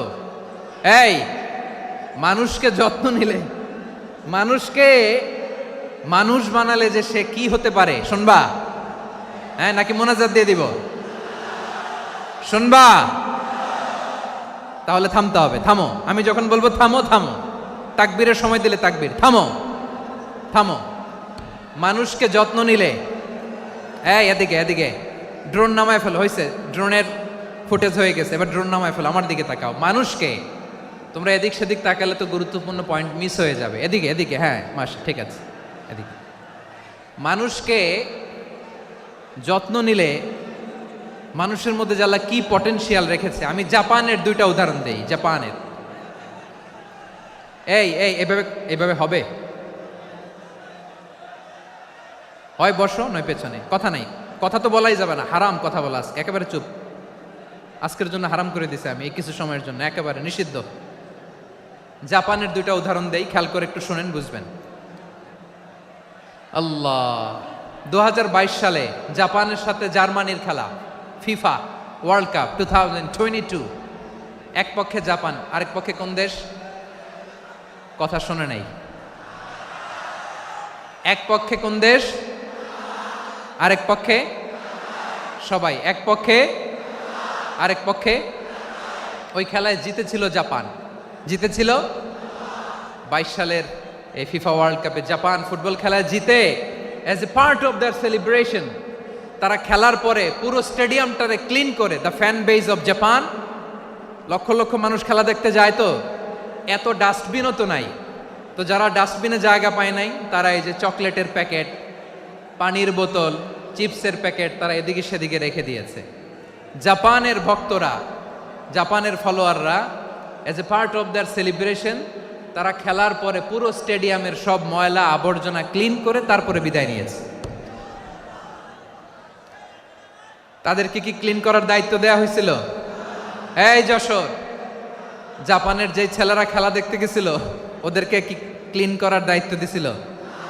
তারা কি স্টেডিয়ামের পরিচ্ছন্নতা কর্মী? তাদের আকল, তাদের সিক্স সেন্স তাদেরকে বলেছে। ছোটবেলা থেকে জাপান গভর্নমেন্ট ওদেরকে এত পরিচ্ছন্নতা শেখায়, ক্লিনলিনেস অ্যাওয়ারনেস ক্যাম্পেইন করায়। ক্লাসে আমি দেখেছি, ক্লাসে নিজের বেঞ্চ নিজে মুছে, ক্লাসের মাঝখানে একটা সময় দেয়, নিজের টেবিল নিজে মুছে, নিজের ক্লাসরুমটা নিজে পরিষ্কার করে, রাস্তাঘাটে একটা ধুলা নাই, ময়লা নাই, একটা টিস্যু নাই। খেলার পরে গোটা বিশ্বকে তাক লাগিয়ে দিয়েছে। জাপানের ফ্যানরা সবার রেখে যাওয়া গার্বেজ, টিস্যু, বোতল পরিষ্কার করে তারপরে স্টেডিয়াম থেকে বিদায় নিয়েছে। আমরা কেন এমন হইতে পারলাম না? আমরা কেন এমন হইতে পারলাম না? জাপানের যারা এগুলো করছে ওদের 3টা করে চোখ না? চোখ তো 3টা, জাপানো লাগো, জাপানো লাগো, হাত তো 4টা, কান তো 6টা। হ্যাঁ, নাকি আমার মতো 2 হাত 2 কানওয়ালা মানুষ? চোখে দেখলে ওটা মানুষ না। চিন্তা করছেন? তার মানে জাপানিজদেরকে যে গ্রুমিং করে শিখানোর মাধ্যমে পরিচ্ছন্ন বানানো গেছে, ওরা যেমনি মানুষ আমরাও মানুষ। আমাদের সন্তানদেরকে শেখালে তারাও পারবে, পারবে কিনা? 2 নম্বর উদাহরণ বলি। চট্টগ্রাম ফেনীতে যারা গিয়েছেন, মেঘনা গুমতি ব্রিজ প্রকল্প নাম শুনছেন? মেঘনা একটা ব্রিজ পার হওয়া লাগে, এই মেঘনা গুমতি, এখানে 3টা ব্রিজ কাঁচপুর সহ, এই 3টা ব্রিজের নির্মাণ কাজ, রেনোভেশনের কাজ দেয়া হয়েছিল জাপানের একটা কোম্পানিকে। কাকে? জাপানের কোম্পানি। নির্মাণ শেষে 738 কোটি টাকা বেঁচে গেছিল, এটা গভর্নমেন্টের হাতে দিয়ে তারা বিদায় নিয়েছে। কত টাকা? 738 কোটি টাকা। যত প্রাক্কলিত ব্যয় নির্ধারণ করা হয়েছে সব টাকা সরকার, তৎকালীন সরকার 2019-এর সরকার, কারা ছিল তো জানেন? এই 2019-এর সরকার তাদেরকে দিয়েছে। তারা রিনোভেশন নির্মাণ শেষে 738 কোটি টাকা অতিরিক্ত বেঁচে গেছিল, এটা আবার গভর্নমেন্টের হাতে বুঝাই দিয়ে তারা বিদায় নিচ্ছে। আমরা কেন এমন হইতে পারলাম না? জাপানের ওরাও মানুষ, আমরাও মানুষ, তার মানে মানুষে মানুষে পার্থক্য আছে না নাই? আচ্ছা, জাপানের 2টা উদাহরণ দিলাম, এবার আমার দেশের 2টা উদাহরণ দিব না? বাংলাদেশের 2টা উদাহরণ দিই। 1 নম্বর উদাহরণ, গত সপ্তাহে আপনারা জানেন কক্সবাজার আমার একটা প্রোগ্রাম ছিল, তো হেলিকপ্টারে গিয়েছিলাম। ফেনী জেলা যখন পার হচ্ছি আমি দেখলাম 3টা উইন্ডমিল। উইন্ডমিল চিনেন তো? বিশাল পিলার, 3টা 4টা পাখা থাকে। বায়ু বিদ্যুৎ কেন্দ্র, বাংলাদেশের প্রথম বায়ু বিদ্যুৎ কেন্দ্র এটা। মুহুরী প্রজেক্ট বলে এটার, সম্ভবত মুহুরী প্রজেক্ট। তো সাগরের বাতাসের ঝাপটায় এটা ঘুরে এনার্জি হয়, ইলেকট্রিসিটি উৎপাদন হয়। তো আমি পাইলটকে বললাম, ভাই এগুলো থেকে কেমন ইলেকট্রিসিটি উৎপাদন হয়? কয়, হুজুর একটু হয় না, কিছুই হয় না। কিছুই হয় না মানে? বলে, হুজুর বাংলাদেশে যত উইন্ডমিল আছে এটার পাখা একটাও ঘুরে না। আল্লাহ, বলেন কি? তাহলে এই যে কোটি কোটি টাকা ব্যয় করে যে উইন্ডমিল, কয় হুজুর ভিতরে ফিটফাট, উপরে ফিটফাট, ভিতরে সদরঘাট। তার মানে কোটি কোটি টাকা দিয়ে এই উইন্ডমিল বানায়, এখানে কিছু নাই। দুর্নীতির আড্ডাখানা, আখড়াখানা বাংলাদেশ, ঠিক কিনা বলেন? হায় রে, জাপানিজরাও মানুষ, আমরাও মানুষ। আমার এক নিকটাত্মীয় সরকারি চাকরিজীবী, উনি আমাকে বললেন, বাংলাদেশের আরেকটা উদাহরণ দেখি। উনি আমাকে বললেন যে প্রতি বছর আমাদের অফিসের ফার্নিচার চেঞ্জ করে। আমি বললাম, প্রতি বছর ফার্নিচার চেঞ্জ করে কেন? বলে যে ফার্নিচার নতুন পারচেজ করলেই তো ওইখানে টাকা, নতুন কিনতে পারলেই টাকা, নতুন উন্নয়নের সবক শোনাতে পারলেই টাকা। প্রথম আলোর রিপোর্ট। কি আলো? প্রথম আলোর রিপোর্ট। গত 15 বছরে উন্নয়নের নামে লুটপাট হয়েছে প্রায় 3.25 লাখ কোটি টাকা। কার রিপোর্ট? আমাদের বানানো কথা। প্রথম আলোর রিপোর্ট। গত 15 বছরে কারা ছিল জানেন তো? হ্যাঁ, শুধু ওনাদেরকেই দোষ দিয়ে লাভ নাই। স্বাধীনতার পর থেকে শুধু শাসকের হাত বদল হয়েছে, আমরা কিছু পাই নাই, ঠিক কিনা বলেন? শুধু ওনাদের দোষ দিয়ে কি লাভ? একদল খাইছে, আরেক দল খাওয়ার জন্য রেডি হয়ে আছে। আমরা এরকম চাই না, জনগণকে ফুটপাতে বসাই দিস। প্রিয় ভাইয়েরা, তাহলে জাপানের মানুষও মানুষ, আমরাও মানুষ। সিদ্ধান্ত আপনার, কোন মানুষ হবেন, ভালো মানুষ না খারাপ মানুষ? আজকের আলোচনার বিষয় হচ্ছে মানব সম্পদের উন্নয়ন, human resource development. It's a process to increase the capacity of knowledge, skill, capacity of the people of a country. একটা দেশের মানুষের জ্ঞান, তাদের দক্ষতা কি করে বাড়ানো যায়, বাড়িয়ে দেশের উন্নয়ন করানো যায়, এটাই হচ্ছে মানব সম্পদ উন্নয়নের মূল কথা। তাহলে মানব সম্পদ হচ্ছে একটা দেশের সবচাইতে শক্তিশালী পুঁজি। প্রাকৃতিক সম্পদ, খনিজ সম্পদের চেয়েও দামি হচ্ছে মানব সম্পদ। আমার প্রিয় যশোর, প্রাকৃতিক সম্পদ, খনিজ সম্পদের চেয়ে দামি সম্পদ কি সম্পদ? আল্লাহ তাআলা দয়া করে আমাদেরকে এই মানব সম্পদ দিয়েছেন। আসুন আমাদের এই মানুষগুলোকে আমরা সোনার মানুষ বানাই। রাজি আছেন তো সবাই? রাজি আছেন? মানুষ পারে না এমন কোনো কিছু নাই, চাইলে সব পারে। এজন্য মানুষকে তারবিয়া দিতে হবে, যথাযথভাবে তাদেরকে গড়তে হবে। আসুন আমরা সিরাতের আয়নায় বিশ্বনবীর জীবনী থেকে দেখি তিনি কিভাবে হিউম্যান রিসোর্সকে ম্যানেজ করতেন। যদি আপনাদের সময় হয়, দু একটা উদাহরণ দিয়ে আজকে আমি আমার আলোচনার বিদায় নিব। হবে সময় হবে কয়েক মিনিট? হ্যাঁ, শান্ত থাকবেন তো? শান্ত থাকবা? হ্যাঁ, ঠিক আছে। এই ধাক্কার মধ্যে ঢুকছে, এবার মজা বুঝতেছে তো? হ্যাঁ, মানা করছিলাম না? ঠিক আছে, টের পাও। হ্যাঁ, ঠিক আছে। যে আওয়াজ করবে আমি ওকে দেখতেছি, কে কে আওয়াজ করে দেখতেছি। শেষ কথা, শেষের দিকে চলে আসছি। বিষ্ণু ইসলাম কিভাবে হিউম্যান রিসোর্সকে ম্যানেজ করতেন, মজার কথা আছে কয়েকটা, বলে বিদায় নিব। বিশ্বনবী কিভাবে এই মানব সম্পদকে ম্যানেজ করতেন। বিশ্বনবী he was a very good talent hunter, চৌকস ট্যালেন্ট হান্টার ছিল। কার মধ্যে কি ট্যালেন্ট আছে দেখলেই বুঝে ফেলতেন। সুবহানাল্লাহ পড়বেন না? কি নবী আমরা পেয়েছি! He was a very good talent hunter. আমার নবী তিনি চৌকস ট্যালেন্ট হান্টার ছিলেন। কার মধ্যে কি প্রতিভা বের করতেন, ওই প্রতিভাকে ইসলামের কল্যাণে কাজে লাগাতেন। সুবহানাল্লাহ বলেন। যাকে যেই জায়গায় সেট করলে ভালো হবে তাকে ওই জায়গায় সেট করতেন। কয়েকজন সাহাবীর জীবনী শোনাই। আবু মাহজুরা রাদিয়াল্লাহু তাআলা আনহু, মক্কার মুয়াজ্জিন, আগে ছিল মুশরিক, পরে হয়েছে মুমিন। উনি কিভাবে মুমিন হইলেন এই ঘটনাটা একটু আপনাদের শোনাতে চাই। তা আপনাদের তো সময় নাই হাতে। হ্যাঁ, সময় আছে? এই জেনজি শেষ করে দিল আজকের প্রোগ্রামটা।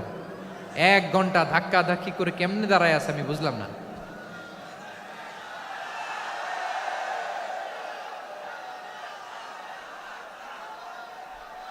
না না, তাকবির না, চুপ করতে হবে। What I need you stop, just shut up, চুপ। হ্যাঁ, ঠিক আছে, এভাবে। আবু মাহজুরা রাদিয়াল্লাহু তাআলা আনহু কিভাবে মুসলিম হলেন আওয়াজ করে শুনেন। হুনাইনের যুদ্ধ, 8ম হিজরি। বিষ্ণু ইসলাম হুনাইনের যুদ্ধ শেষে ফিরতেছেন, পথিমধ্যে বেলাল রাদিয়াল্লাহু তাআলা আনহু। এই যে আবার কথা, আই রে আল্লাহ রে, এখানে ধাক্কা ধাক্কি কেন? চলে যাও, পেছনে যাও, যাও পেছনে যাও। কি আজীব তামাশা! যেখানে যায় এখানে ধাক্কা ধাক্কি, মারামারি, গায়ের উপরে, কাঁধের উপরে, শাউটিং। অনেক গুরুত্বপূর্ণ কথা পয়েন্ট করে নিয়ে আসে যে বলবো, এই শাউট করার কারণে প্রোগ্রামটাই নষ্ট করে দেয়। আসছে আমার ভালোবাসা দেখাইতে, প্রোগ্রামটাই শেষ করে দিয়ে চলে যায়। স্টপ। আবার কথা বল, স্টপ। হুনাইনের যুদ্ধে 8ম হিজরি। কত হিজরি? সবাই বলেন না একটু, কত হিজরি? 8ম হিজরিতে হুনাইনের যুদ্ধে রাসূল সাল্লাল্লাহু আলাইহি ওয়াসাল্লাম ফিরে আসতেছেন মদিনায়। পথিমধ্যে বেলাল রাদিয়াল্লাহু তাআলা আনহু আজান দিচ্ছেন। কি দিচ্ছেন?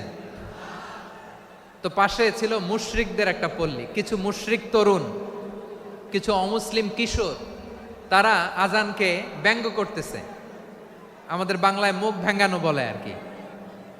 বেলাল রাদিয়াল্লাহু তাআলা আনহু আজান দিচ্ছেন, ওই বাচ্চাগুলো মুশরিক, তো ওরা আজানকে ব্যঙ্গ করতেছে, বিকৃতি করে ওরাও আজান দিচ্ছে। উদ্দেশ্য হচ্ছে আজানকে নিয়ে ঠাট্টা করা। উদ্দেশ্য কি? ঠাট্টা করা। ব্যাপারটা মনে কষ্ট পাওয়ার মতো ব্যাপার না? কিন্তু বিশ্বনবী ওইখানে দেখেন কি খুঁজলেন। বিশ্বনবী খেয়াল করলেন অমুসলিম কিশোরদের মধ্য থেকে একটা কিশোরের গলাটা বড় দরাজ গলা, কণ্ঠটা বড় সুন্দর। খেয়াল করে দেখলেন যে কিছু কিশোর বেলালের আজানকে ব্যঙ্গ করে, বিকৃতি করে, কিন্তু একজনের কণ্ঠ দেখতে পাচ্ছেন না এত দূরে, কিন্তু কণ্ঠটা বড় সুন্দর, দরাজ গলা। বিশ্বনবী সাহাবীদেরকে বললেন, ধরো এগুলারে, ধরো। সবগুলারে ধরে বিশ্বনবীর সামনে আনা হলো। ওরা হাঁটু গেড়ে বসলো। বিশ্বনবী বললেন, তোমাদের মধ্যে কে যেন ব্যঙ্গ করে আজান দিচ্ছিল, তার গলাটা বড় উঁচু, গলার বেসটা বড় মজবুত, মেলোডিয়াস, সুমধুর কণ্ঠ। কে? আবু মাহজুরা বলে, আমার বন্ধুরা সবাই আমার দিকে আঙ্গুল দেখায়, আমি পড়ে গেছি বিপদে। রাসূল সাল্লাল্লাহু আলাইহি ওয়াসাল্লাম বাকি অমুসলিম তরুণদেরকে ছেড়ে দিলেন, বললেন তোমরা যাও। এবার আবু মাহজুরারে পাইছে। আবু মাহজুরার চুলের মধ্যে হাত দিলেন বিশ্বনবী, মাথায় হাত দিয়ে বললেন, এবার আজান দাও দেখি। আবু মাহজুরা বলে, আমি তো আজান দিতে জানি না, কারণ আমি তো বেলালেরটা শুইনা দিছি, আমার তো মুখস্থ নাই, আমি তো আজান দিতে জানি না। বিশ্বনবী বললেন, জানো না? তাহলে আসো, আমি তোমারে শিখাই দেই। সুবহানাল্লাহ পড়েন। আবু মাহজুরা হাঁটু গেড়ে বসে, বিশ্বনবীর মোবারক হাত আবু মাহজুরার চুলের মধ্যে। বিশ্বনবী আজানের মুআল্লিম আবু মাহজুরাকে বলতেছে, ঠিক আছে তোমারে শিখাই দিচ্ছি, আমি যা যা বলবো আমার সাথে সাথে বলো, পারবা? আবু মাহজুরা বলে, পারবো। বিশ্বনবী আজান দিচ্ছেন, মাথায় হাত দিয়ে আল্লাহু আকবার, আল্লাহু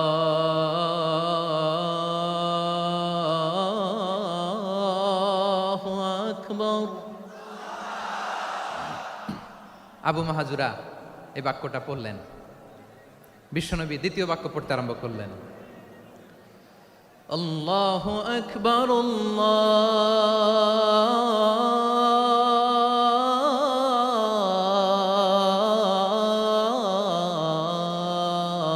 আল্লাহু আকবার।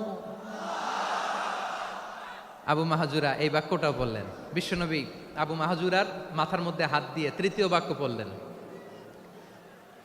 আশহাদু আল্লা ইলাহা ইল্লাল্লাহ।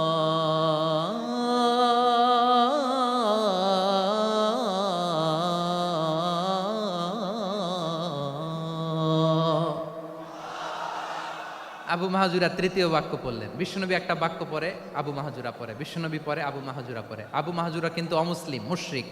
আবু মাহজুরা বলে, এক একটা বাক্য পড়ি আমার কলিজাটা গলে ঠান্ডা হয়ে যায়। এতদিন মোহাম্মদকে গালি দিতাম, এখন মোহাম্মদ আমার মাথায় যখন হাত রাখছে আমার সারা শরীর ঠান্ডা হয়ে গেছে। বিশ্বনবী আজান শিখাচ্ছেন, একটা একটা বাক্য পড়ে আবু মাহজুরাও পড়ে, বিশ্বনবী পড়ে আবু মাহজুরাও পড়ে। পুরো বাক্যগুলো যখন শেষ, আজান শেষ, আবু মাহজুরাও যখন পুরো আজান পড়লেন, আবু মাহজুরা বললেন, এতদিন মোহাম্মদের চেহারা দেখলে আমার ঘৃণা লাগতো, আজ থেকে মোহাম্মদের চেহারার চেয়ে প্রিয় চেহারা আমার কাছে নাই। আবু মাহজুরা বললেন, ও মুহাম্মদ, আজানের বাক্য তো আপনি আমারে শেখালেন, এখানেই শেষ করবেন না, আপনি আমারে পড়ায় দেন, লা ইলাহা ইল্লাল্লাহু মুহাম্মাদুর রাসূলুল্লাহ সাল্লাল্লাহু আলাইহি ওয়াসাল্লাম। বিশ্বনবীর সাথে দাঁড়িয়ে উনি শাহাদা পড়ে মুসলমান হয়ে গেলেন। এবার আবু মাহজুরা বলে, ইয়া রাসূলুল্লাহ, ইয়া হাবিবাল্লাহ, আমি মুমিন হয়েছি, মুসলমান হয়েছি, আপনার কাছ থেকে আজান শিখার সৌভাগ্য আমি লাভ করেছি গো নবী। আমার কণ্ঠের বড় তারিফ করেছেন, আপনি আমার আজানকে আপনি পছন্দ করেছেন। একটা জিনিস আপনার কাছে চাই, আপনি আমাকে মক্কার মসজিদুল হারামের মুয়াজ্জিন হিসেবে অ্যাপয়েন্ট করে দে। বিষ্ণু ইসা ইসলাম বললেন, যাও আবু মাহজুরা, আমি তোমাকে পৃথিবীর শ্রেষ্ঠতম মসজিদ মক্কার মসজিদুল হারামের মুয়াজ্জিন হিসেবে অ্যাপয়েন্ট করে দিলাম। দেখছেন কিভাবে ট্যালেন্ট হান্টিং করতে হয়, কিভাবে হিউম্যান রিসোর্স মানব সম্পদকে ব্যবহার করতে হয়। আসছিল আজানকে ভেঙ্গাইতে, আসছিল কেন? আজানকে ব্যঙ্গ করার জন্য। বিকৃত করার জন্য, আজানকে বিকৃত করতে যে ইসলামের সবচাইতে শ্রেষ্ঠ মসজিদের মুয়াজ্জিন হয়ে গেল। পড়েন সুবহানাল্লাহ। হযরত আবু মাহজুরা রাদিয়াল্লাহু তাআলা আনহু ওনার এই সুললিত কণ্ঠ ব্যবহার করে মসজিদুল হারামে এত সুন্দর করে আল্লাহু আকবার বলে আজান দিতেন, মানুষগুলোর, মুসল্লিগুলোর, মক্কাবাসীর হৃদয়কে তিনি বিগলিত করে দিতেন, মানুষের হৃদয়কে ঠান্ডা হয়ে যেত। শুধু এখানেই শেষ না আমার যশোরের ভাইয়েরা, বিশ্বনবী যখন সাইয়েদনা আবু মাহজুরা রাদিয়াল্লাহু তাআলা আনহুকে আজান শিখাচ্ছিলেন, বলেন তো বিশ্বনবীর হাতটা কোথায় ছিল? আবু মাহজুরার মাথার সামনে, এই চুলের উপরে ছিল। আবু মাহজুরা ওই স্মৃতিটাকে ধারণ করবার জন্য, ওই স্মৃতিকে বহন করার জন্য বিশ্বনবীর মোবারক হাত আবু মাহজুরার কপালের চুলের যেই জায়গায় লেগেছে, মৃত্যুর আগের দিন পর্যন্ত আবু মাহজুরা মাথার ওই চুলে কোনোদিন ছুরি আর কামার লাগায় নাই, সেখানে কেচি লাগায় নাই, চুলের মধ্যে খুর লাগায় নাই। আবু মাহজুরা ডান দিকের চুল কাটতো, বাম দিকের চুল কাটতো, পেছনের চুল কাটতো, সামনের চুল কাটতো না। আবু মাহজুরা রাদিয়াল্লাহু তাআলা আনহুর সামনের চুলগুলো বড় হতে হতে যখন এত বড় হয়ে যায়, তিনি চুলগুলো পেঁচিয়ে মাথার মধ্যে রাখতেন, তারপরে তিনি পাগড়ি পরতেন। সবাই জিজ্ঞেস করতো, আবু মাহজুরা এটা আবার কেমন স্টাইল? দেখতে তোমারে কি বিদঘুটে লাগে, কেমন অড লাগে, কেমন খারাপ দেখা যায়। মক্কায় এমন কোনো মানুষ তো দেখি নাই ডানে চুল কাটে, বায়ে চুল কাটে, পেছনে চুল কাটে, সামনে কাটে না।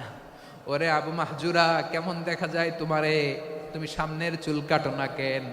আবু মাহজুরা বলে, আমি হাঁটু গেড়ে পেয়ারা নবীর সামনে বসেছিলাম, আমার এই মাথার চুলের মধ্যে মুবারক হাত লাগিয়ে বিশ্বনবী নিজে আমাকে আজানের প্রতিটা বাক্য শিক্ষা দিয়েছেন।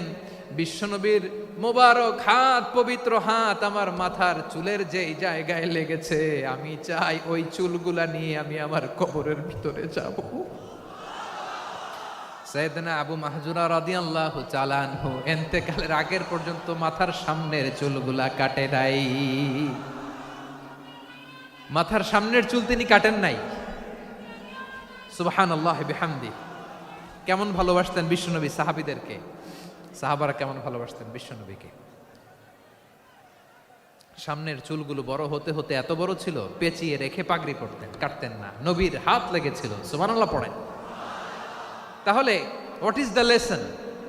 মোরাল অফ দ্য স্টোরি কি? মোরাল অফ দ্য স্টোরি হচ্ছে, আসছিল আজানকে ব্যঙ্গ করার জন্য, বিকৃত করার জন্য, হয়ে গেল মসজিদুল হারামের মুয়াজ্জিন।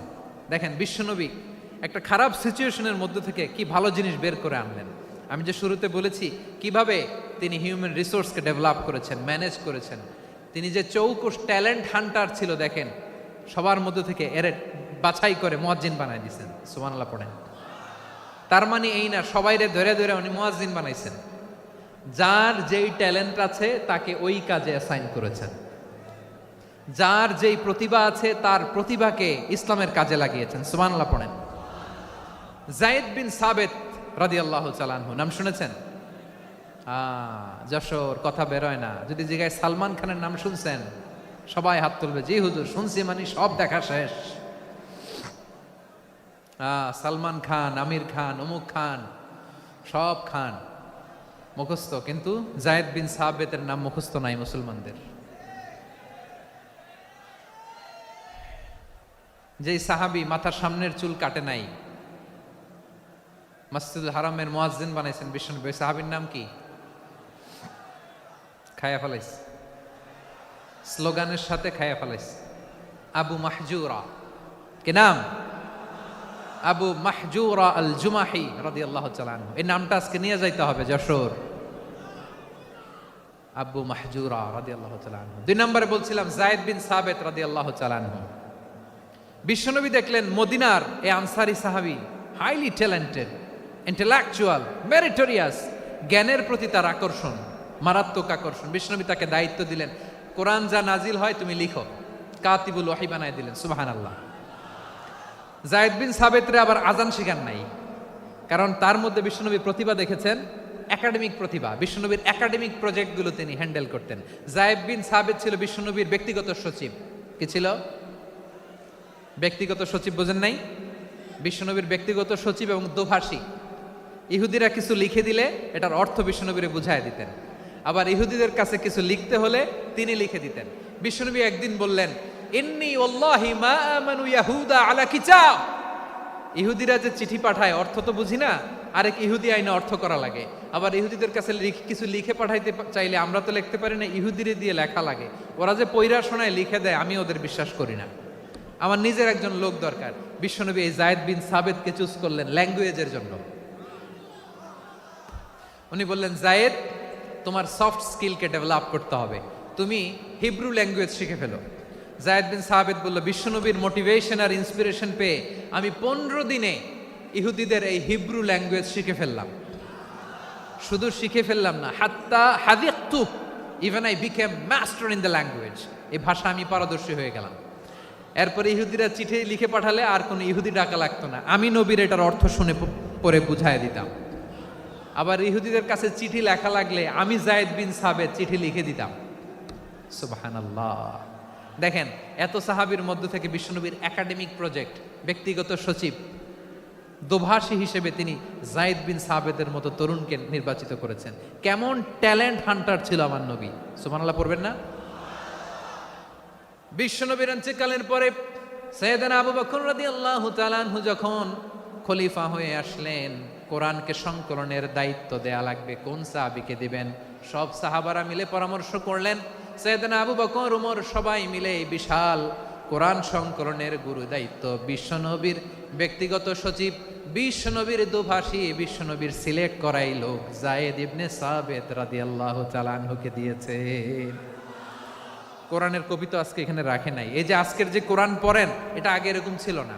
কোরআন নাজিল হলে সাহাবারা চামড়ার, ওটের চামড়ায় লিখে ফেলতো, ওটের চ্যাপ্টা হাড্ডির মধ্যে লিখে ফেলতো, গাছের গুড়ির মধ্যে লিখে ফেলতো, বিভিন্ন জনের কাছে ছড়ানো ছিটানো ছিল। আবু বকর রাদিয়াল্লাহু তাআলা আনহু একসাথে করলেন, পরবর্তীতে উসমান রাদিয়াল্লাহু তাআলা আনহু একসাথে করলেন। 114 সূরার এখন এই মুসহাফ, এই কম্পাইলেশন, এই কপি আমরা পেয়েছি, যার হিউজ কন্ট্রিবিউশন ছিল। এই পুরো কোরআন কম্পাইলেশনের প্রজেক্ট ম্যানেজার ছিল যায়েদ বিন সাবেত রাদিয়াল্লাহু তাআলা। কোরআন কম্পাইলেশনের প্রজেক্ট ম্যানেজার। দেখেন, উনারে মাথায় হাত দিয়ে আজান শিখায় নাই। সুবহানাল্লাহ কইবেন না? তাহলে প্রথম সাহাবী আবু মাহজুরাকে মুয়াজ্জিন বানাইলেন, যায়েদ বিন সাবেতকে ব্যক্তিগত সচিব আর দোভাষী বানালেন, মুসআব ইবনে উমাইর রাদিয়াল্লাহু তাআলা আনহুকে ইসলামের প্রথম অ্যাম্বাসেডর বানালেন। তাহলে তৃতীয় নাম্বার একজন সাহাবীর নাম বলছি, মুসআব ইবনে উমাইর। মুসআব কি নাম? নামটা কেমন লাগে? এই কয়েকজনের ভাল লাগে, বাকিদের ভাল লাগে না? ভাল লাগে? এই এই আর কয়েকটা মিনিট দেওয়া যাবে না আমাকে আল্লাহর রাস্তে? হ্যাঁ, ঠিক আছে। আমি তোমাদেরকে ভালোবাসা দেখাবো, দোয়া করব, যদি চুপ থাকো, একেবারে চুপ, কষ্ট সহ্য করো। বাকিরে যা সওয়াব পাবে তোমরা ডবল পাবা, যেহেতু কষ্ট বেশি, কিন্তু চুপ। 3 নম্বর সাহাবীর নাম মুসআব। এই ধাক্কাধাক্কি কেন? ধাক্কাধাক্কি কেন রে ভাই? না না না, এরকম হইলে আসবো না যশোর, আমি আর আসবো না। হয় পিছনে চলে যাও, নাহলে চুপ, ধাক্কাধাক্কি নাই। 3 নম্বর সাহাবীর নাম মুসআব। কি নাম? He was the first ambassador in Islam. ইসলামের প্রথম ডিপ্লোমাট, প্রথম কূটনৈতিক, ইসলামের প্রথম কূটনৈতিক, ইসলামের প্রথম ডিপ্লোমাট, প্রথম অ্যাম্বাসেডর মুসআব ইবনে উমাইর।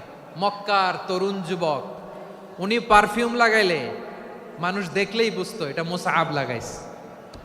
এমন ড্যাশিং ফেসের ছিল, এমন স্মার্ট ড্যাশিং ফেস, এমন পার্সোনালিটির মানুষ ছিল মুসআব রাদিয়াল্লাহু তাআলা আনহু। কারণ যিনি ইসলামের স্পোকম্যান হবেন, মুখপাত্র হবেন, তার স্মার্ট হওয়ার দরকার আছে না নাই?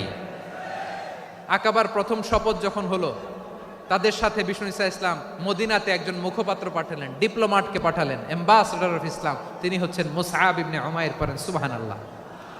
বিশ্বনবী দেখলেন সে অনেক স্মার্ট, তার ডেডিকেশন আছে, সিনসিয়ারিটি আছে, এবং মদিনায় যে আউস খাজরাজ গোত্রের নেতাদের সাথে ডিল করতে হবে, ইহুদিদের সাথে ডিল করতে হবে, ওখানে একজন পাক্কা জানু খেলোয়াড়ের দরকার আছে না নাই?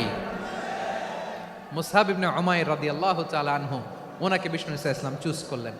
এবং বিষ্ণু ইসা ইসলামের এই চুজিংটা, এই সিলেকশনটা এত সুন্দর ছিল, তিনি মদিনাতে যে বিশ্বনবী আসার আগেই মদিনার জমিনকে তিনি উর্বর করে ফেলছেন। প্রতিটা ঘরে ঘরে কালিমার দাওয়াত তিনি পৌঁছায় দিচ্ছেন। জুমার বিধান নাজিল হয়েছে, কিন্তু মক্কায় পরিবেশ নাই জুমা পালনের। বিষ্ণু ইসা ইসলাম একজনকে দিয়ে খবর পাঠালেন, যাও মদিনায় মুসাবকে যে বলো, মুসাব তো আমার শিক্ষক, আমার স্পোকম্যান, মদিনাতে যেন তারা জুমা কায়েম করে। বিশ্বনবীর আগেই মুসাব মদিনার মুসলিমদেরকে নিয়ে মদিনায় প্রথম জুমা কায়েম করে ফেলছে। কোন সুবহানাল্লাহ। ডিপ্লোম্যাটদের কেমন হইতে হয়, অ্যাম্বাসেডারের কেমন হইতে হয়, মুসআব রাদিয়াল্লাহু তাআলা আনহুর কাছ থেকে শিখে নাও। মুসআব নামটা কেমন লাগে? যশোর যাদের সন্তান হবে, ছেলে সন্তান, আমার রাস্তায় পাইলে সবাই জিজ্ঞেস করে, হুজুর একটা নাম দেন, আমার ছেলে হবে। যশোরবাসীর জন্য আমি একটা নাম দিয়ে দিলাম, নাম রাখতে হবে মুসআব। কি নাম? নামটা যাদের ভাল লাগে, ছেলে সন্তান অনাগত আসবে, মনে চাইলে নাম রেখে দিবেন মুসআব রাদিয়াল্লাহু তাআলা আনহুর নামে মুসআব।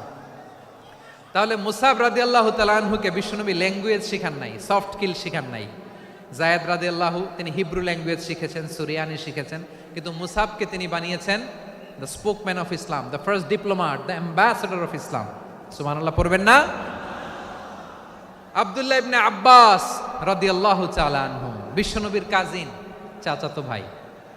আবার মাইমুনা রাদিয়াল্লাহু তাআলা আনহু, মাইমুনা নবীর স্ত্রী, তিনি ছিলেন আব্দুল্লাহর আপন খালা। তো নবীর বউ যদি ওনার খালা হয়, নবী তার কি? বুঝে নাই, নবী তার কি? খালু। তাহলে সম্পর্ক অনেক গভীর, কাজিন আবার খালু। ছোট্ট মানুষ, তাই রাতে মাঝে মাঝে ঘরে থাকতো। বিশ্বনবী দেখলেন আব্দুল্লাহ যেহেতু আমার ঘরে ঢুকতে পারে, আব্দুল্লাহরে এই উম্মতের বড় শিক্ষাবিদ বানাইতে হবে। কথা বোঝে নাই? আব্দুল্লাহকে কি বানাইতে হবে? শিক্ষাবিদ, এডুকেটর অফ দিস উম্মাহ, এই উম্মার শিক্ষাবিদ বানাইতে হবে। তাই আব্দুল্লাহ ইবনে আব্বাসকে বিশ্বনবী হাতে কলমে শিক্ষা দিয়েছেন। আহারে, আর এরপরে যে কি ভাষা আসবে তোমাদের জন্য আমার মুখ থেকে আমি নিজেও জানি না। 1 ঘন্টা যাবত ধাক্কা ধাক্কি মারামারি। তো আসতে বলছে কে তোমাকে? পেছনে চলে যাও, জায়গা না পেলে। পুরো প্রোগ্রামটাই নষ্ট করে দিল।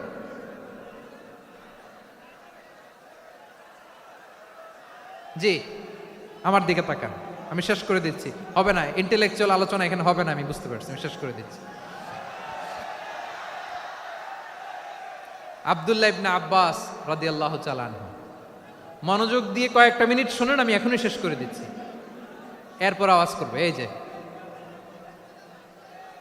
এগুলো কি আমি বুঝলাম না।